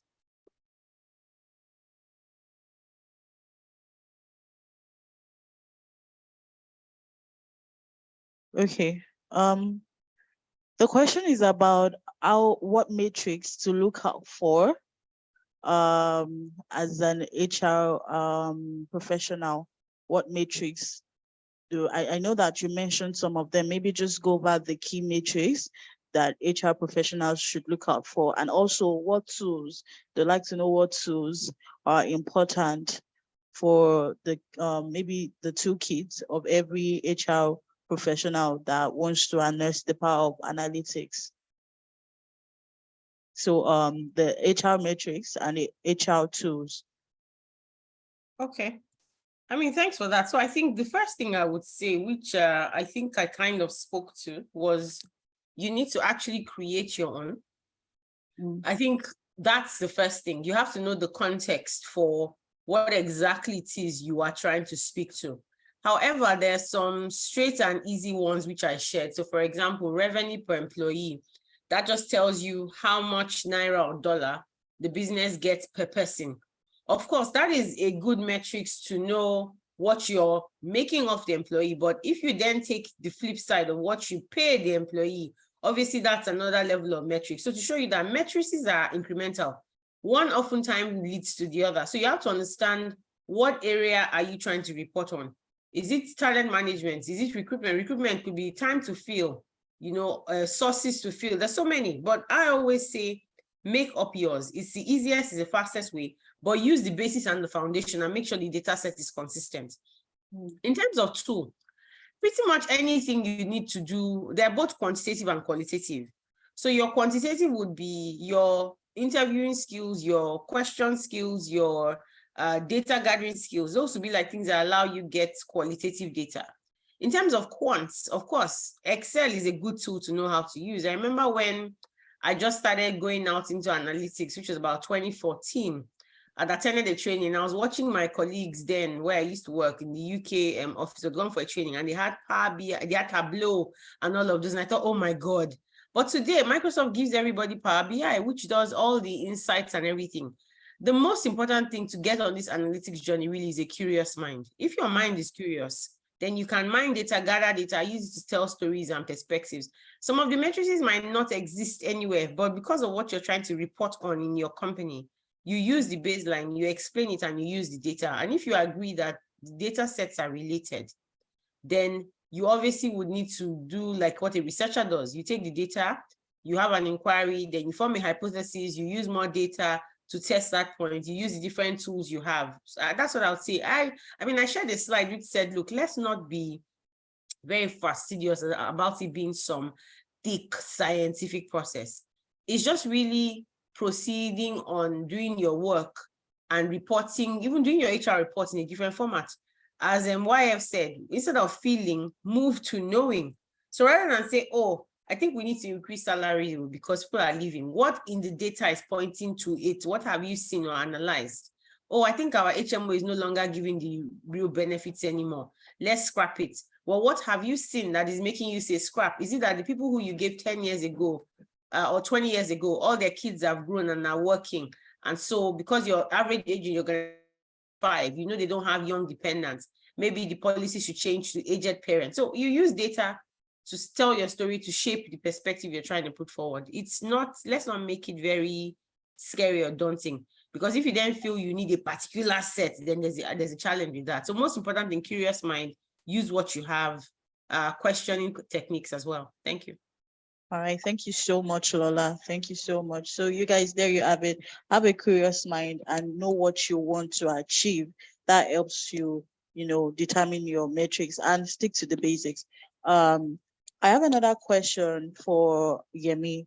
It says, Yemi, can you hear me? Are you still with us? Fully with you. Okay, great.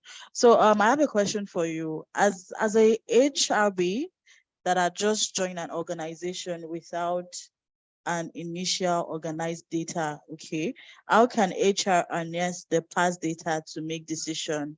So there is no past organizational data, organized data. That's the question. Did you get the question? I did. So that's an elephant in your room, Abubakar Amzat. That's an elephant in your room, and the best way to eat an elephant is to start in small bites. So you need to start putting that data. So, I mean, you said that there is no data again. You say, how do you harness past data? Start putting past data together in a format that you can use. And then you will have them in two possible broad headlines, the quantitative and the qualitative. If you say that you don't have data at all, start putting data together. Remember that we said around the employee life cycle, HR, especially HRBP, our job is, one of our primary responsibilities is actually to gather data around recruitment, around payroll, compensation and benefits, gather data around learning and development. You need to put them in the different headings around the HR verticals. Start gathering data around performance management, start gathering data around exit, right? The more you are data focused, I promise you, the more you see literally all our activities can be boxed into different headings around data. And don't be too much in a hurry if there is nothing for you to work with. But the best time to plant a tree was 20 years ago. The next best time is now. So just start today. Don't be too overwhelmed by the fact that it's not available or it's not been organized, but just start and then take it out in pieces. And please, by all means, if you need help, either within your organization or without your organization, raise your hand so that you can get help in putting the data in the right format. But let me say quickly that the moment you start getting a sense of the data that you have, and you can use it to support your HR decisions for the business, start looking for the low-hanging fruits. The quality of your daily advisory as an HRBP with the businesses that you support will lead to more credibility on your part as an HR person. So start, take it in bits and pieces, but as soon as you see low-hanging fruits, please use data to support your either your projections or your advisory to business. The more data you have, the more credible you become. Thank you so much for helping us with that question. Okay, without wasting too much of our time, we're going to be moving straight into the panelist session. So we have 3 members of the panel. Our first panelist member is Lara Yeko. Please, guys, if you're still with us, welcome them with emojis in the chat box. Thank you. Okay, the second panelist is our second panelist is Taiwo Dayo Abaton. This is the founder of HR Foundry. You're very welcome. Thank you for joining us.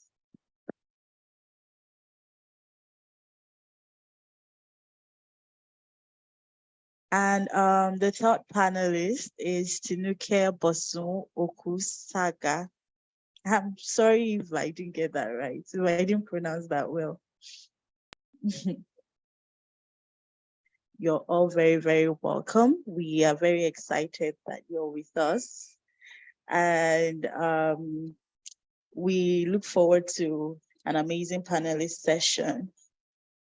So yes, without wasting too much of our time, I'm just going to go right into the questions.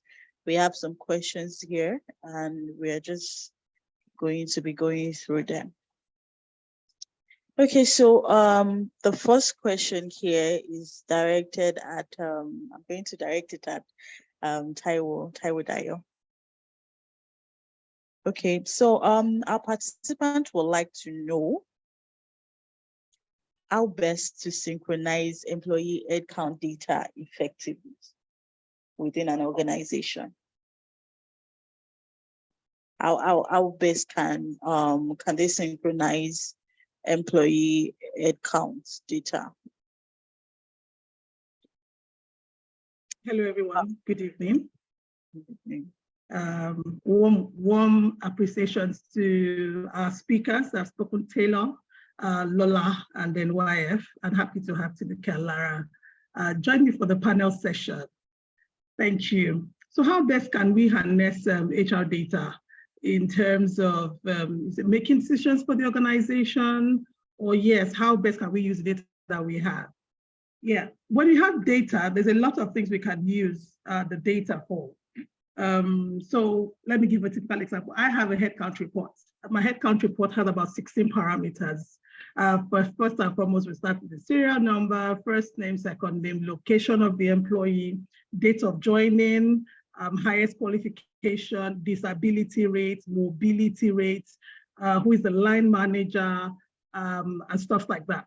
Okay, so let me pick, so when I want to use that data in taking decisions for the organization, I pick each of those parameters. So we have a vacant role in a particular location. Who do I send to that location? I check the employee mobility rate. Per time, an employee mobility rate could be 1 or 0. 1 meaning at that particular period, maybe in a quarter or half year, the employee is saying, I'm very mobile, I'm available to move around. Or it could be a 0. It could switch to a 0 if maybe the employee status changes. The employee is now married, or employee is now saying, I have a family member I'm taking care of, and so my mobility rate becomes a 0. That removes that sentiment around who do we want to move, who do we want to transfer. It even removes that mindset from employees when they see transfers as being punitive.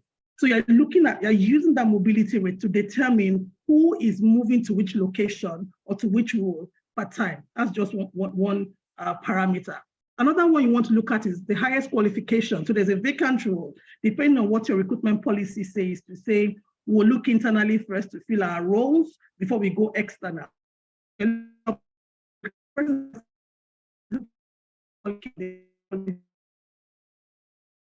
Has what we are looking for. So that's how you can actually harness that data. Now, your headcount reports can be as robust as possible. I mentioned 16 parameters. Some may have more, some may have less, depending on the business needs and requirements.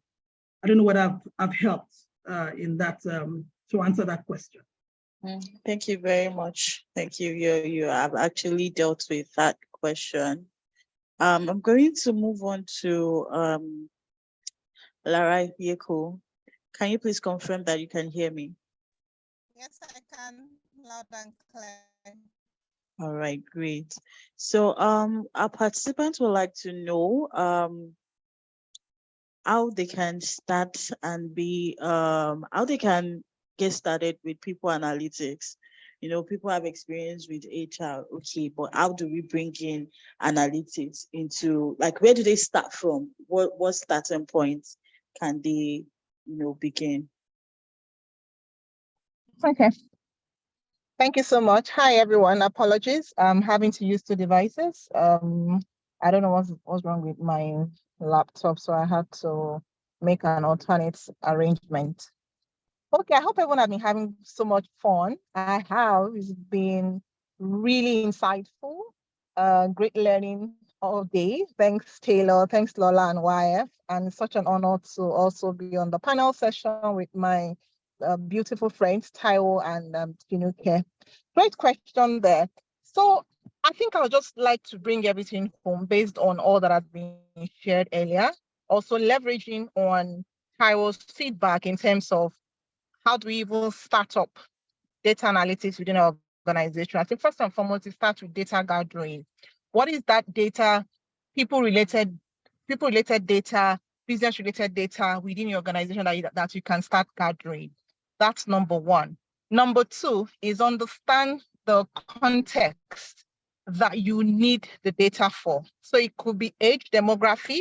You need to know what business context you need that data for. It could be addresses. I mean, I remember during COVID, the shutdown was sudden. It was at that point I realized the importance of employees updating their addresses within our HRIS tool, because we needed to quickly make provision for buses, for employee mobility. And what we had to leverage on then was the data we have in the system. Unfortunately, because we hadn't regularly followed up with employees to update their data within the system. I mean, those addresses became extremely important at that point. So it's understanding the data, understanding the context that you need those data points for within your business. And like all the other speakers had said, data is a new currency. So when there are decisions to be made within the organization, when there are discussions ongoing within the organization, you have data facts to present to your business. So taking it very seriously. And of course, I think it's also learning to speak the language of the business as you're building that data within your system. What is the language of your business? For a lot of businesses, HR people, we don't speak data. I mean, we are quick to prefer initiatives, suggestions, ideas to the business without any evidence on the impact and the outcome that we would get from those initiatives. So there needs to be a need for us to always link our initiatives, tie you straight to the business. And when you have these data points, it enables you to have those business-driven, data-driven conversation with the business. So that's another way. Another critical way that I think a lot of HR people need to harness the opportunity with data is linking it to performance management. So people set objectives, set their KPIs, then we review and then we move on. Beyond that, are we tracking their proficiency level around their competencies, capabilities, skills? You know, are we tracking even in terms of, for instance, if employees are having a particular struggle in certain KPI metrics, how are we tracking the opportunity for us to support them, right, in bridging the gaps within the business? So looking at all our initiatives, still talking about building data for startups across the employee life cycle. So there are data points across each employee life cycle. Let's begin to pay attention to those data points and let's begin to use it to drive our conversations within our organization. No matter how small your organization is, once you have this foundation, once you get it right, it's easier for you to continue to build credibility, build trust, and of course, claim your seat at the table when you make all the employee data life cycle data driven in your conversations, rather than just, oh, I have this initiative, HMO is this, HMO is that. So there is opportunity for us HR people. We just need to learn to harness it. Thank you. Thank you so very much, Lara, for that explanation. Thank you. Said language, understand the language of your business. So as an HR professional, you need to understand what is peculiar to your system, your organization, your business, what it needs. So moving on to our third panelist, Tinuke, please confirm that you can hear me. I can hear you. Tolu, I hope I'm audible too. You're very audible. Thank you. Okay, so this question is directed to you. Said our participants would like to know how we can address limitations of using AI in HR. So what are the limitations that HR provides in using within the HR industry? We can expatiate more on that. All right, thank you, Tolu. It's a pleasure to share this platform. Taylor, if you're still on the call, it's a privilege to meet with you. I like to engage with people who are in the software industry because it seems like hotcake these days. Everybody wants to go into software development. I'm sure managing talent in that space is a different ballgame entirely. My senior colleague and then ex-PwC colleague, Lola, a pleasure to share the platform with you. YF, this is like the second time in a row, I think about 2 weeks ago, where at the Young People's Bootcamp, also speaking to young people. It's a pleasure to be here together again. Taiwo Diabaton, this is my first time sharing a platform with you. It's an absolutely a privilege. And my friend from way back, Lara, yeah, peace, peace, peace, peace, peace, peace to you. Nice to be here with you. All right, Tolu, you're laughing. I have to kill my people now. I'm laughing because of the peace sign, but right. The imitations of AI, I think Taylor, provided a fantastic response to that question. He said while he was a paramedic, after he had done the test and saw that, oh, this person has low blood sugar, and when they finished all their tests and they were walking out of the house, he looked inside the kitchen and he saw a heap of sugar and juice. And he had to engage the patient that, why do you have a heap of sugar and juice here? What's going on? Apparently, the person had known that, he had a challenge with low sugar and he had looked for a way to solve that problem because he couldn't afford to go to a medical center. And that is what AI won't do for you. AI will not see sugar in the kitchen. All right. So you still need that human touch beyond the data you have in your organization, exit data, stay data. We have instances where people complete data, they tell you later, I just feel what HR wants to hear. I just give HR the information I think they'll like to hear. But deep down inside me, my land manager is wicked. I mean, there are things those raw data will not show to you that you still need to bring people out of their shells. You still need to develop that empathetic spirit, empathetic attitude to managing people, to get those information out, to correct the data you have. The data may be good because people don't want to talk, because people have checked out in their mind and they are just not interested, they are totally disconnected. And then you're still drawing up data and working with data. Meanwhile, what people are thinking, where people are, is far away from the data you have. So you need to have a blend.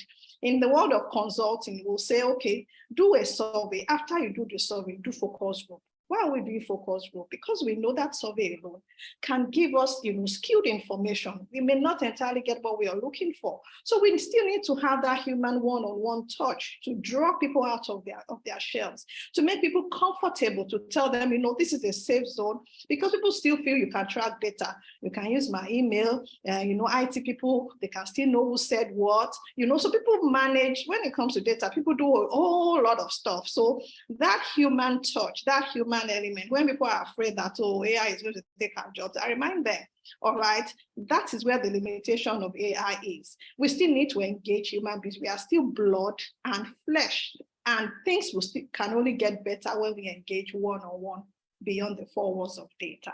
So that's my response. Thank you. Well, thank you so much for that. I mean, that was really apt. Thank you. That just speaks to the people that have the fear of HR taking their jobs. HR will not take your AI will not take your jobs. So there are still things that AI cannot do. You're right. Thank you so much. Okay. Back to Taiwo. I have another question for you. So with the increasing importance of data privacy and security, how do you ensure that HR analytics are conducted ethically and in compliance with relevant regulations? Okay, thank you. I think the first thing we should do, not that I think, the first thing we should do, aligning with ethics, is to have a data privacy policy within the organization, so that your people know the kind of data that is being harvested per time and how it's being stored, and also how it's being used. So that there has to be a policy in place. The second one will be awareness and stop work sessions for employees. So there has to be regular and continuous trainings done for your employees to say, how do we just manage and work within the ethics in managing the data that we have within the organization. I also believe that the company should have a data privacy officer. That should be in place. Now, beyond that, there has to be, how will I say it, a modus operandi on the usage of the data, HR data within the organization. So in my organization, we have a rule, you only give just enough. And I'll give a typical example, payroll. So HR has processed payroll. Of course, we have to send payroll to finance.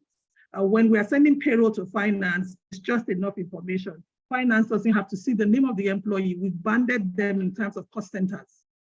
So what you will see there is, instead of seeing Taiwo Baton, we'll see the cost center code. So it's only even the person in finance who understands the cost center codes that will know which cost center belongs to which enabling function or support function or department. So we give information that is just enough.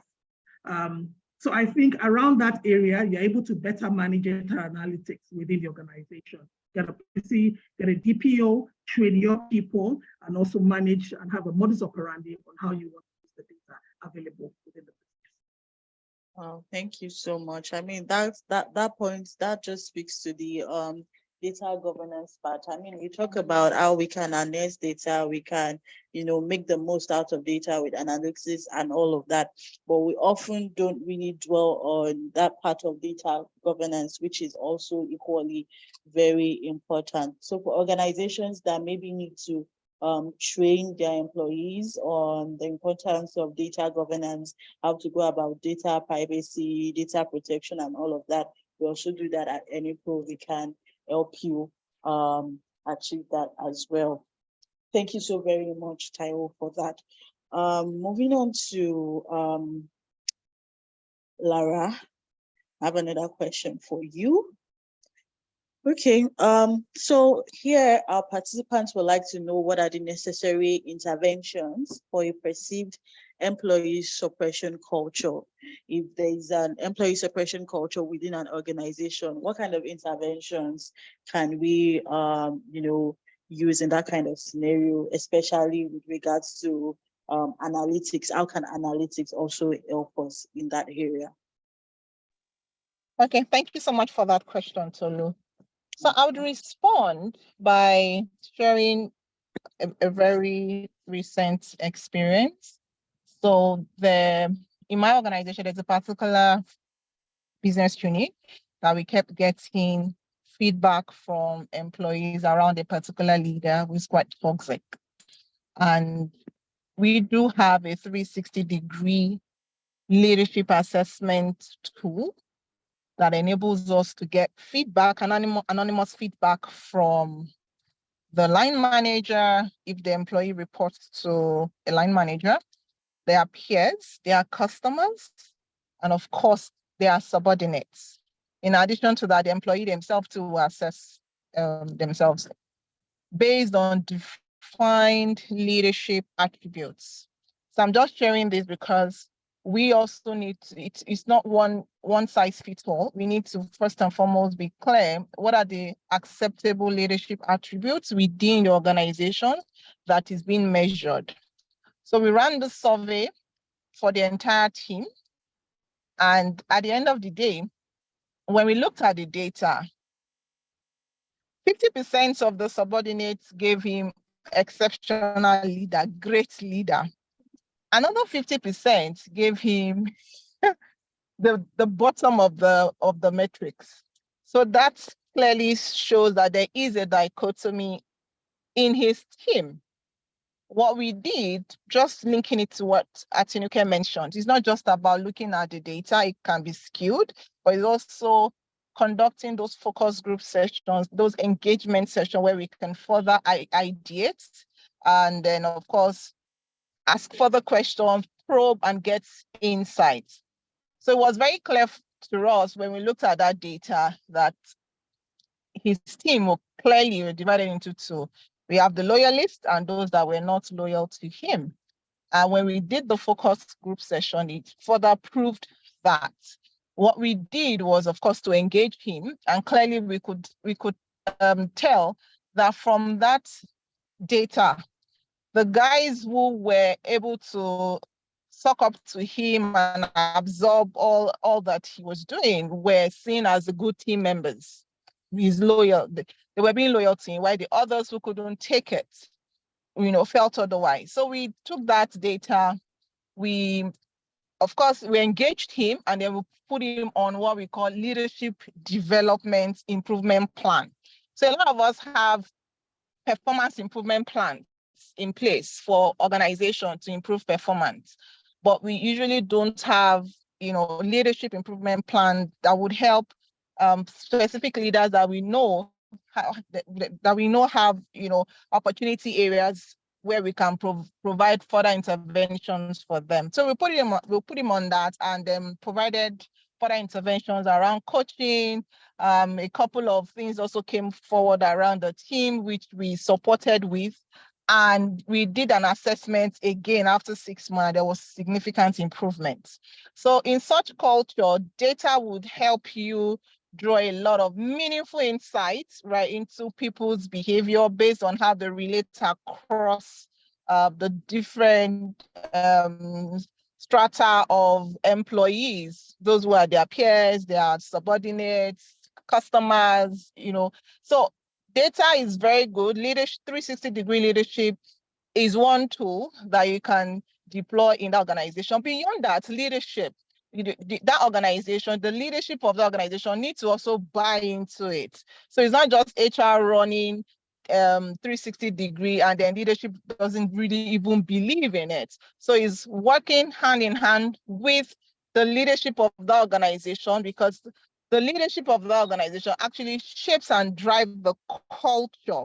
And then we bring in data to enable us support that culture so that the business is clear where they are on a journey. And that way it's easier for us as HR people to leverage on data and shaping the right cultures, because the leadership of the business buys into it, and they, of course, monitor, track trends, and provide intervention based on what the data suggests to the business. Thank you. Thank you so very much, Lola. Lara, thank you. I mean, that's a very important point that was made. The organization have to, first of all, come together to establish what it is that their policy towards those kind of situations are before they then begin to track and monitor. Thank you. My next question is directed at TUK, and our participants would like to know, just following the same vein with the question I asked Lara, they want to know how best to manage internal conflicts without affecting your role within the organization. All right, thank you, Tobu. I think I'll approach that question from one of the nuggets in the highly effective people, 7 habits of highly effective people. There's somewhere there where it says seek first to understand before being understood. I think to a large extent, when it comes to conflicts in the workplace, everybody wants to drive their agenda. Everybody is quick to push their agenda. And this is to a large extent what causes that friction. If you've seen that somebody is robbing you wrongly, in the workplace, seek first to understand. And if you know you don't have that temperament to understand, take a walk, all right? You need to let it cool off, give it time to cool off, so that you can engage properly and understand, why that person behaved the way they behaved, all right? Putting that empathetic nature, putting it forward when you have differences in the workplace, it helps, it goes a long way in resolving conflicts. So when the tempers are flaring, if you're unable to control it at that point, it's advisable you walk away from that situation at that point in time, and then you can come back and engage. And the mantra is seek first to understand before being understood. I think this will help to a large extent. All right, thank you so much, Inuke. Thank you. I believe that has answered that particular question. Moving on to Taiwo. Okay, so we would like to know what are some of the best practices for handling sensitive employee data. I think you had said something relating to that in when you mentioned about data privacy and data governance, but just would like to know what are the best practices when it comes to handling sensitive employee data in context of HR analytics. So I think the first thing we should also look at is, which is something very pivotal and key. I would say that's the foundation of our role as HR, is HR administration, which has to do with filing and documentation. So depending on the level of how advanced or how well the company has embraced technology, then we want to look at warehousing the employee information in specific ways. Okay, so even within the HR space, within the HR department also, how access has been granted to members of the team also matter. So for example, if you're not, based on my own experience and what I have done over time, if you're not my employee relations person, you don't have access to the employee data. For some people in the team, they can view, but they cannot change. Some can create, some cannot even check at all. If you're not the comp and ben person, but you are in the HR team, you won't have access to some parts of the employee information in terms of their pay, their grade, and all that, and all that, and all that. Beyond that, you may also want to confine your data, your people data. We have ours warehoused in the cloud, so it's there. Even who even has access to those portals also matter. You could restrict that. I've seen some organizations, I've seen people ask me a question, MD says, go and bring this person's file. Or audit says, grant me access. They're auditing the department, or maybe your external auditors, like they're coming into your organization and they're asking HR to grant them access to your portal just to be able to view employee files. HR needs to now ask, what information do you require? It is HR that provides those information to whoever, the third party or the stakeholder. I cannot give you access to my employee file. I am the custodian. Also beyond that, even the employee data that you have, things around their medical report, things around their bio data, where are you keeping them? So for example, if your organization is still manual, what kind of reports what kind of documents do you have in the file of the staff that is available to every member of the team? Based on one of my lives, we had 2 files for each employee. The general file where it has their qualifications and everything, and then another file that has maybe their medical report, their health history, and stuff like that. That is kept in another safe entirely. Some organizations have gone ahead to also adopt data whereby employees have links where they click the link and they update their own data themselves, and it's automatically stored.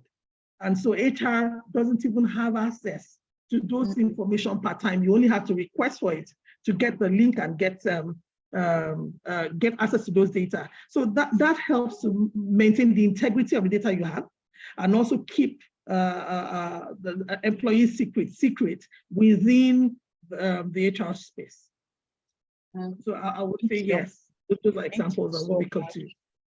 I love the word that you used. You said we are custodians of data. I mean, that just adequately describes it. Thank you so much for answering that question. I'm going to be moving on to Lara. The question I have for you is how to navigate the collaboration of management in providing required data for strategic human resource solution. So how do we navigate that collaboration with management? Because most of the times you see in organizations, specific departments, they don't want to maybe cooperate with other departments because they feel like this is my jurisdiction, what are you looking for, and all of that. So how do we navigate that collaboration within management? Lara, you're not audible. Can you hear me? Great question. Yes, I can hear you. Apologies. Okay, cool. Yeah, so first and foremost for me is one, understanding the context of your business environment first and foremost, right? because we are saying get data, it doesn't mean that every data becomes useful for you. So one is understand the context of your business. Two, understand the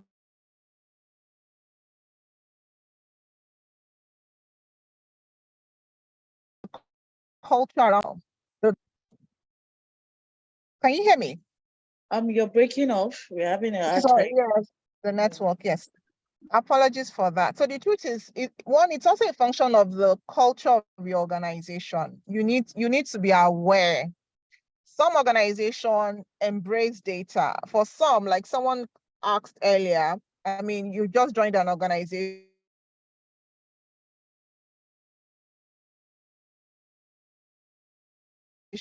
and you don't even have any culture of the environment around data.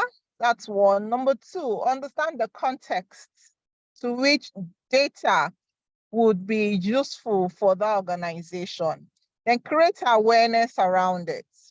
I mean, you can be in meetings rather than do your usual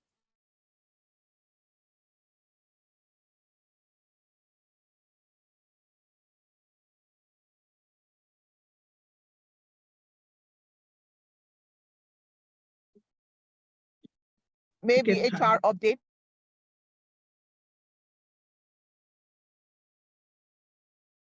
Better now, Lara.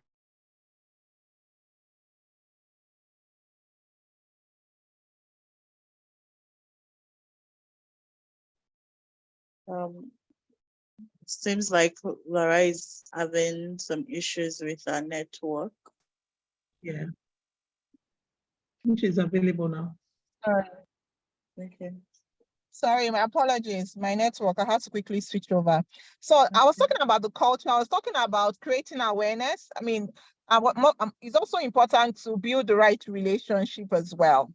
So for instance, where maybe you're in an environment where people don't really understand data, you need to start by bringing it to life in your presentation and let them see the importance. Then the fourth one is to build relationship. So for instance, you are in HR and you need data from finance, maybe data around revenue, so you can do some analysis with revenue per employee, build relationships, speak to them, let them see the importance of that data. Or maybe sales departments, you need data around maybe the number of sales that was made in a month, to tie that to your employee growth or something. It can be anything. So build relationship, make it exciting, link it to a business goal. So it's not just, oh, I want people to know that now I'm good in data analytics. No, link it to a business goal that is relevant as well to the department on the long run. So it's not just HR working in isolation. That way it's also collaborative. I mean, sometimes during our HR meeting, because I would have worked with our head of finance, I would have worked with even head of supply chain. And I'm in a meeting because we collaborated in generating that data and insight. There's more joint conversation during meetings because they are part of it, because I involved them. So it's important to collaborate. It's not just HR sending the data in isolation. Another thing that I also did that worked was in calculating people productivity data for each department. So at the end of the month, you can generate a report to each department that will enable them see people productivity in line with what is useful to that department. Send it to the heads of department. Get them knowing what is for their department. So a lot of us HR people, we have this data, we hold it, we sit with it, we present it. We don't send it to line managers to start having conversations. For instance, maybe you observed that your attrition rate is high in a particular department. I mean, you could send a trend analysis to the head of that department, to sort of generate the right conversation. So I've noticed that within so period, your attrition rate is unusually high. What do you think? So use it to start conversation around the various departments. That way you can begin to collaborate. You can begin to get them interested, and you can begin to get them co-own the data with HR. It's really, it's a big opportunity area for we HR people to harness. And I believe that once we do that, we begin to gain more strategic credibility with line managers and the overall leadership of the business. Thank you. Thank you so much for helping us answer that. Thank you. Taiwo, I saw you were raising your hands earlier. Yes, one thing that stood out for me from what Lara said was building the relationship. So what I have done in some of my lives is that for the first 3 months of the year, I go on a roadshow. Roadshow meaning I sit with each of those departments at the first quarter of the year for a minimum of 1 week. I sit with you, not talking to anybody, just be in their space. And that way you are gathering data. What was the trend? When did they go for their tea break? When did they really start work? Does work start in this department at 8 o'clock? The number of people do they have too many or too little? Do they really need people? How are you working out their KPIs to make sure that they're measurable? Because you need that data. So sitting with them, it's important for us as HR to go on those roadshows. Just sit with them, just tell them, I'll be working in your space for 3 days this week and gather your data. That's where you're able to connect with them better and also address their needs and their challenges. Thank you so much. Thank you. I think that has been also duly noted. Tinuke, I'm going to direct this question at you. Our participants would like to know what the basis for increment in salary is. Said, should it be at the company's discretion, which is most likely, but what role should an HR professional play when management feels that the increment in salary should be based on company profit margin? So what's the role of the HR in that situation? All right, I think while YF was speaking, it talked briefly about comparative analysis. Some organizations have consulted for, aside from the promotion you earn periodically, some after 3 years, some after 2 years, some after 4 years, depending on your grade level. Organizations from time to time do a compensation benchmarking. All right, I'm in the FMCG industry. So what the other key players in the industry, what are they paying at the moment? Where are we in that space? Are we lagging the market? Are we in the 10th percentile, 20th percentile time? That are very, very deliberate about attracting and retaining talent. They do that compensation benchmarking to be sure that, okay, within the industry we play in, we maintain a certain position depending on our capability. All right. So the first key point is for the organization to decide where we want to play. Do we want to remain in the 50th percentile? That means we are not lagging, we are not leading. All right, so this is where we are. And from time to time, we benchmark the market. So have we dropped from 50th percentile or have we moved up? All right, so that is one way to influence your salary reviews. All right, so typically most leading organizations use the salary benchmark, from year to year. From time to time, organizations also do COLA. That's cost of living adjustment. All right, I think during this period, a lot of organizations have jumped on that wagon, benchmarking inflation rate, all right, to determine, what should we do in terms of a salary, all right? Do we mark up, to meet up with inflation rate, or do we choose maybe half of the rate or the full rate in deciding how to review salaries? So to a large extent, aside from the performance review exercise that brings about a promotion, or pay review, certainly pay review and business making money are interconnected. That is why your performance management process needs to be linked to business results.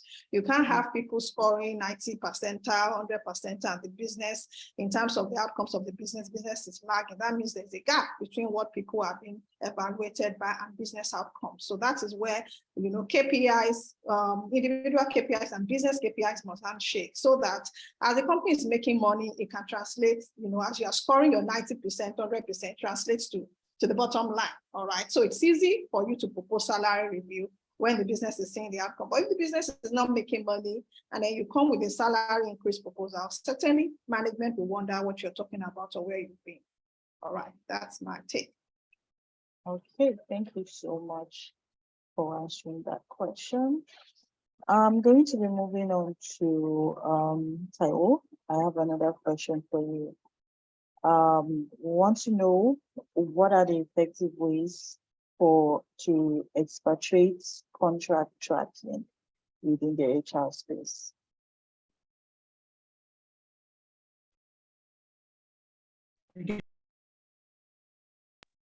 Could you go over that question again, please? Okay, what are the effective ways to expatriate contract tracking within an organization by HR professionals? How can they expatriate contract tracking? When you say contract tracking, are you talking about employment contracts? Expatriates. Oh, Expatriate expatriate. contracts. Expatriates, yes. Oh, expatriate contract tracking. I didn't get that question. Lara, do you want to share with me? You're on mute. We can't hear you. Okay, sorry, apologies. So I think that question really is more around how do you track your expatriate contracting within your organization, especially as your role is regional and you get to work with a lot of nationals across various countries. So what data, what metrics do you use in tracking your expatriate contracts across the various countries that you work with? Thank you. So I'll just share within the limit of my, what I'm limited to say.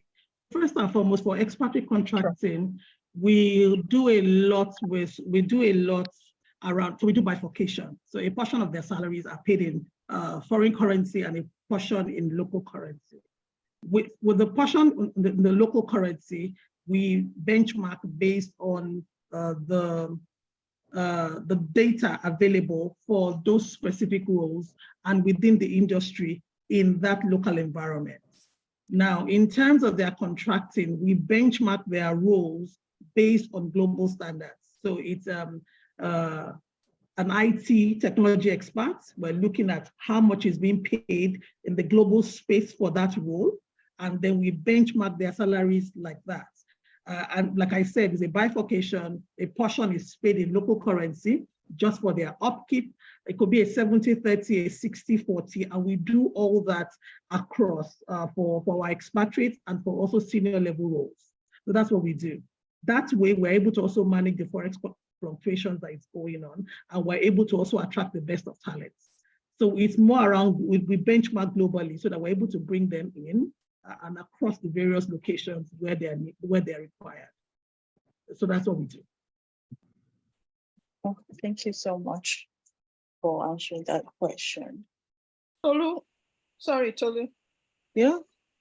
Okay, if I can add another dimension to that question, based on my understanding also for contracts, because you stand at the risk of a regulator, hacking on you if you have an expert whose contract has lapsed and you've not done anything to renew his visa, you've not done his green card, has expired and is still working in your organization.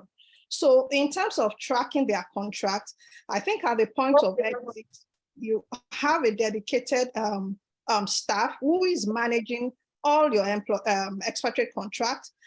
In organizations that are consulted for, they actually use some form of technology or the other to ensure there's a flag off. So when it's 1 month to expiry, when it's 2 months to expiry, they've gotten a technology that flags it off to say, you know what, this person's contracts, will be due in another 1 month or 2 months. So you need to start all the immigration filing and all that. So certainly so that you don't get Nigerian Immigration Service on your case. You need to look for what works for you. If you don't have a technology in your organization, maybe your simple Excel, or your Google form, your Google Analytics is what you want to deploy in ensuring that you are tracking those dates and then you meet up with the regulators' expectations. So that's another angle to that.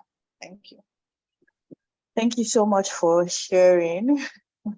We need to be running on time now, but I still have a few more questions to ask.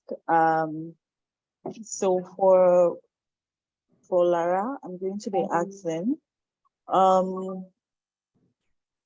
what would you advise for HR newbies that are just getting started in the industry?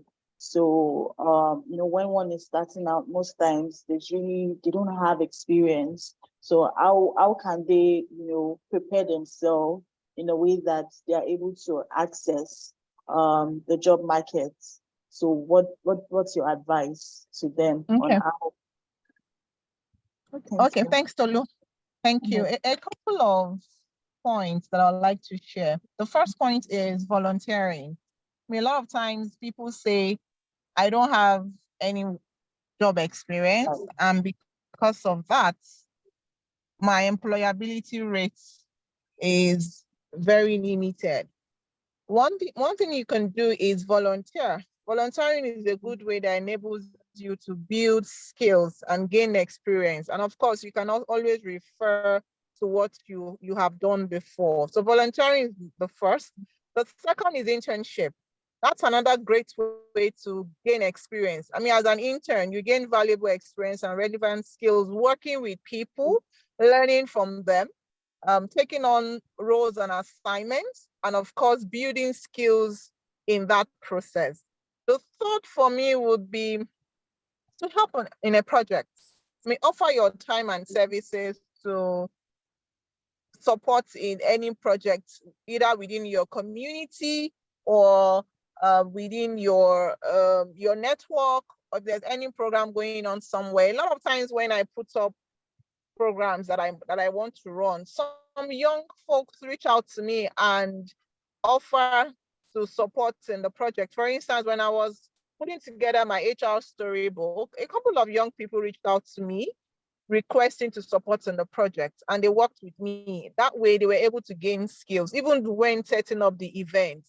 On HR Foundry, it's a fantastic place where people offer to be part of projects, events happening, and that way they're able to learn certain skills working very close with TDA and other committee member. So helping in project is a good way. The fourth point for me is, if you're not able to do all of these, then create your own work. I always tell people, if you can't find the right opportunity, create one yourself. What is that skill that you have, or what's that talent that you have? Figure out how to turn it into something meaningful, turn it into a solution to a problem. For instance, I have a virtual assistant. She's never worked before. She was out of a job and she wanted to do something and realized that she loves to organize things for people. And then she turned it into a business for herself. Today, she's worked with a lot of senior executives, helping them in their personal projects, organizing their work as a virtual assistant, because she's got very strong organizational skills. And she's also got very strong, she's very techy as well. So identify what skill you have, what talent you have, what are the opportunities, what problem can you solve, and then offer it. That way, you are gaining skills and experience. You're solving a problem, you're solving a challenge, and before you know it, in that course of duty of service that you're in, you're definitely going to gain some level of tangible experience. So I say to people, there are multiple ways to gain experience, but we just have to sometimes get out of our head and open up our mind to available options that we believe would add to our career experience, pending when that job lands. So by the time you had even been interviewed and you're asked, what have you been doing? You're able to articulate what you've been doing meaningfully, how you've been gaining experience, how you've been valuable to yourself and to the society, and that increases your chances of landing a job eventually. Thank you. And thank you so much, Lara. If you will please, maybe share your parting words right now, because this is the last round of questions, so that if you can, if just so you know, this is the last round of questions. So if now is a good time, you can just leave with us your parting words. Okay, thank you so much. So for me, my parting word is stay relevant. It's staying relevant is building the right capability, and data analytics is one skill. I'll start by I'll end by sharing my story. I realized several years ago that I've got very strong desire for data, for numbers. So I self-taught myself Excel while I was out of a job, in another job. And when I got my role at Accenture, they wanted an HR analyst who has strong Excel skills. And that was how I got into Accenture, because I was self-teaching myself Excel. I got in my Excel skills, and over the years, I observed the trend in how Excel, the usage of Excel changed, from just gathering data, Excel, doing payroll, to comp and ben, to analytics, and now to visualization and dashboard and insights. So average technology is a great plus, and data is also an opportunity. There is not use data. So let's change our mindset around, oh, I have to love numbers before I can be good with data. No, you just have to be interested. You have to create a curious mind, and of course, a strong desire for data. That way, that will set you out apart in this new world of work that we're in. So I encourage everyone, We're really having a hard time hearing you. Oh, can you hear me? Now we can. Oh, really? So you didn't hear me before? No, we heard you to a point. We heard you to leveraging technology. Oh, okay. Yeah. Oh, wow. Oh, apologies, network. So, I mean, in practice, it's just to encourage everyone to embrace data. Data is the new oil. Data also enhances your opportunity to jackpot, enhances your opportunity to even get global jobs. So embrace it with an open mind. Thank you, everyone. Thank you, Enipro, for this amazing session. Thank you to all our speakers. You have given us great wisdom today. We appreciate you for your time. Thank you to all our participants for staying till this time. We appreciate you all. Thank you, everyone. Thank you so much, Lara, for being with us today. We really appreciate your wealth of wisdom. Thank you. Okay, so I would be asking Tinuke. I'm going to be asking you a compound question, because after this, then you can also share your pattern words. Basically. Sorry, do you want to say something, Taiwo? No, fine. I'm okay. Oh, okay, all right. Okay, I thought I heard you say something. So, Seneca, our participants would like to know what area they can focus on when it comes to HR analytics. So someone said that they would like to focus solely on the HR analytics part, the deriving insight part, maybe not deal with actually relating with people. Can that happen? Or what other aspects of HR can they just focus on? They would like to know. And the second question I'll be asking is, for aspiring HR professionals, what steps can they take to also become leaders in their chosen field? Like what steps can they, like what, from your wealth of wisdom, from how far you've come, maybe just a path, a roadmap to actually becoming a leader in HR? All right. I hope I understand the first question correctly in terms of what aspect of HR analytics, but give a general opinion. As much as possible from what all the speakers have said, when it comes to analytics, know what the business is tracking. Whatever it is that you're providing as insight must align with the goals of the business. So that is a very convenient place to look at it from. Taking it from the top, what's the company strategy? What would they be interested in seeing as far as the people practice is concerned? And as much as possible, or move from the descriptive angle of analytics. Descriptive is, and I think a lot of HR folks still stay in that space where all you do is to present what happened, all right, giving the stories, 10, 20%, we have 20% attrition, recruitment, we're able to complete 10% of our recruitment, you know, just describing events and activities. You need to move, if that is where you are, you need to make a conscious effort to move from descriptive to diagnostic, all right? So diagnostics takes you to the why, all right? Somebody needs to be muted.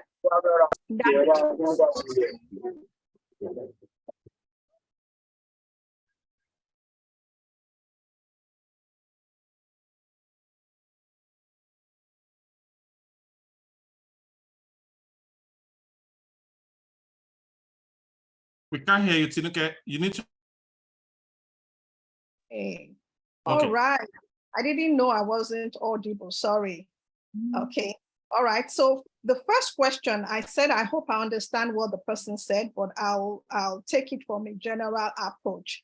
Know what the business is tracking when it comes to analytics. You need to understand the business direction. You need to understand the strategic priorities of the business and play it back to HR, all right? Your reporting, your insights mustn't be a far cry, you know, from what the business is interested in. All right, so the first point is business strategy, strategic priorities, and then, you know, snowballing back to HR. How can HR enable that? And then what are the insights? What are the information? What are the metrics we need to track to ensure that the business goals are achieved? And also in line with that is, if you find that your HR reporting is at the descriptive level, descriptive analytics is where you tell stories. And I think a couple of HR people still are in that space. Attrition is 10%. Vacancy rate is 20%. All those analytics, all those reporting is what you call and so what reporting. So move from and so what reporting into diagnostics. Diagnostics is now telling the business, yes, we have 10% attrition and this is why we have it. All right. So you're able to tell the why behind the story you're telling. So that is your second stage. And beyond that is what I've talked about when you talk about prescriptive. Now we are not just reactive, we are not just responding, we are predicting future occurrence. All right, so we are analyzing all the data we've gathered and advising management. This is what we need to start doing, all right, so that we don't experience X, Y, and Z. So move from that descriptive to diagnostics and of course to prescriptive. I hope that answers the first question. The second question about how to develop the HR capability, how to develop, to grow your career in HR. I think first of all is, what do you want? All right, to start with you. Where do you want to get to? What do you want to achieve? I tell people, you know, to write their own stories first. When you write your own story, then what are the things you need to do to get there? You also need to be aware of what you need to do. All right, if you want to be an HR manager, you are currently an HR officer, is it within that organization or in another organization? All right, so if it's within your organization, what does your organization require from you, to achieve that? You need to understand what it is. You need to talk to relevant stakeholders in your organization. If it is outside the organization, you need to find out who are the people working in that place. You need to engage them. You need to understand, what are the skills, what are the capabilities you require to work in the organization. So start first with understanding what you want. It all starts with you, and then developing your action plan to get to where you're going. All right, so that's it from me in terms of parting words. Stay curious, all right, and keep learning. Thank you. Thank you so much, Enipro. That was very, very insightful. So in regards to the first question, I think what the participant wanted to know is it possible to solely focus on, say, analytics? This is HR analytics. This is what I want to do. I don't even want to interact with people, the people within the organization. What I want to focus on is the analytics, or say, oh, okay, I just want to be involved with relating with people within the organization. Is that possible? And are there other aspects of human resources that one can focus on in that way? All right, while you say, oh, I just want to stay on HR analytics, somebody is understanding employee relations, performance management, training and development, and also adding analytics to it. So when it comes to competitiveness, you're not going to find, you're nowhere to stand, all right? So somebody has multi-skills and you are hanging on just one skill. But be that as it may, if you've decided that, okay, I just want to be an analytics person, maybe you can take it all the way and move into full technology space, all right? So probably you can have a career path for you in that space. But if you're going to stay in HR, I'll advise you are familiar with the entire HR value chain to be competitive. Thank you. Yeah, an all-rounder. Thank you so much for that. Taiwo, I have one last question for you as well. So what are the opportunities for international or students per se in the HR industry? What opportunities are there for them, those who are still in school and they want to start preparing themselves for the future, they want to know how they can position themselves for employability? So what are the things that you would suggest that they begin to take note of? Thank you, Tolu. So one of the things I would say is, of course, you have to keep upskilling and reskilling, and that's what Enipro is available to do. So get to do as many courses as possible, courses relating to skills that are required in the now of work. Of course, data analytics skills, HR analytics skills, also very, very important. So another thing is that you also need to be in the right community of people so that you are networking. When you're in the right community, you're able to see opportunities. There could be job opportunities, there could be referrals, so get into the right community. The other thing I would say also is that you can also volunteer yourself for internship, get yourself, like Lara said earlier, into projects, but to say that the world of work has become borderless and that opportunities abound. Get a very strong and a very, very strong profile on LinkedIn and on all social media platforms, whereby you're putting it out to the world, the skills that you have available, and you're able to attract potential job offers to yourself. But I will say, yes, reskill and upskill, get into the right community, and most importantly, get a mentor or get a coach. Someone who can handhold you and put you in that, give you that visibility that will help you to position yourself well. Thank you.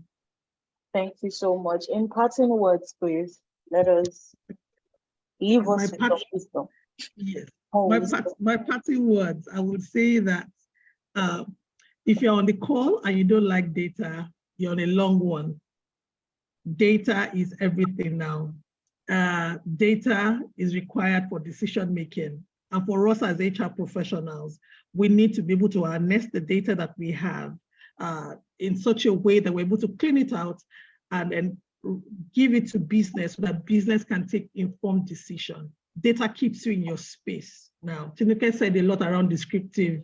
No, it's like you have to be predictive, do your trend analysis, and give the right data to the business for the business to take the right decision. So embrace data. Thank you. Thank you so much. A very big thank you to all our panelists. It has been an insightful moment with every one of you. Thank you to our speakers, Taylor, Lola, YF. Thank you to Tinuke. Thank you to Taiwo. Thank you to Lara. Thank you so much. I would have my colleague, Jessie, come on shortly to give a closing remark. Jessie, please confirm that you can hear me. Hi, Tolu. Yes, I can hear you. Can you hear me? Yes, I can hear you as well. All right, thank you so much. I don't know if you can as well see me. My system is not acting up. You cannot Okay, be seen. regardless. We can hear you. Okay, I'll go ahead regardless. I will go ahead regardless. I think my system is freezing. Okay, I want to thank everyone for taking our time.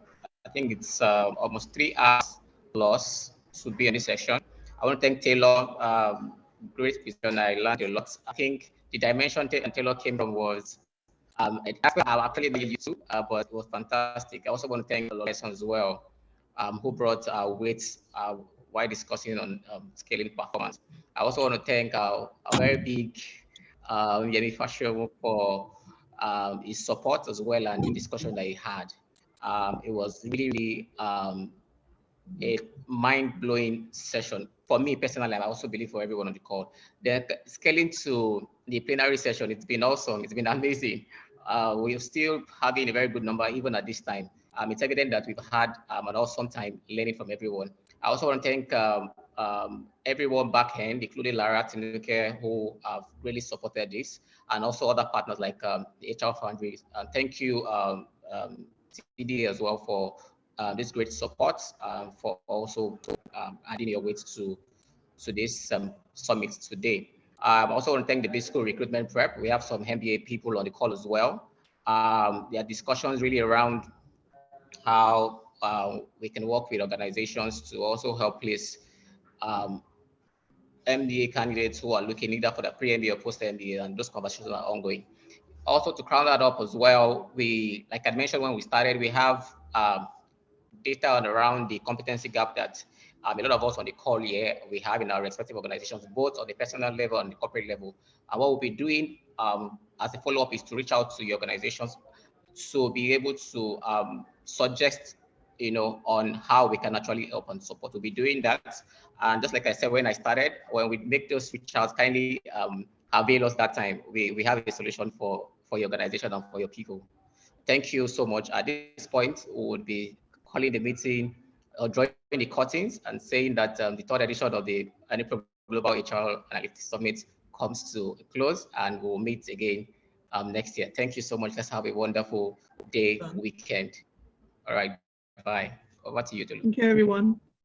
Thank you, everyone. Thank I you, just guys. wanted to tell the participants you'll be getting a recording of this session in your mail. So please look out for that. We have that available. Thank you to our amazing panelists. Thank you so much.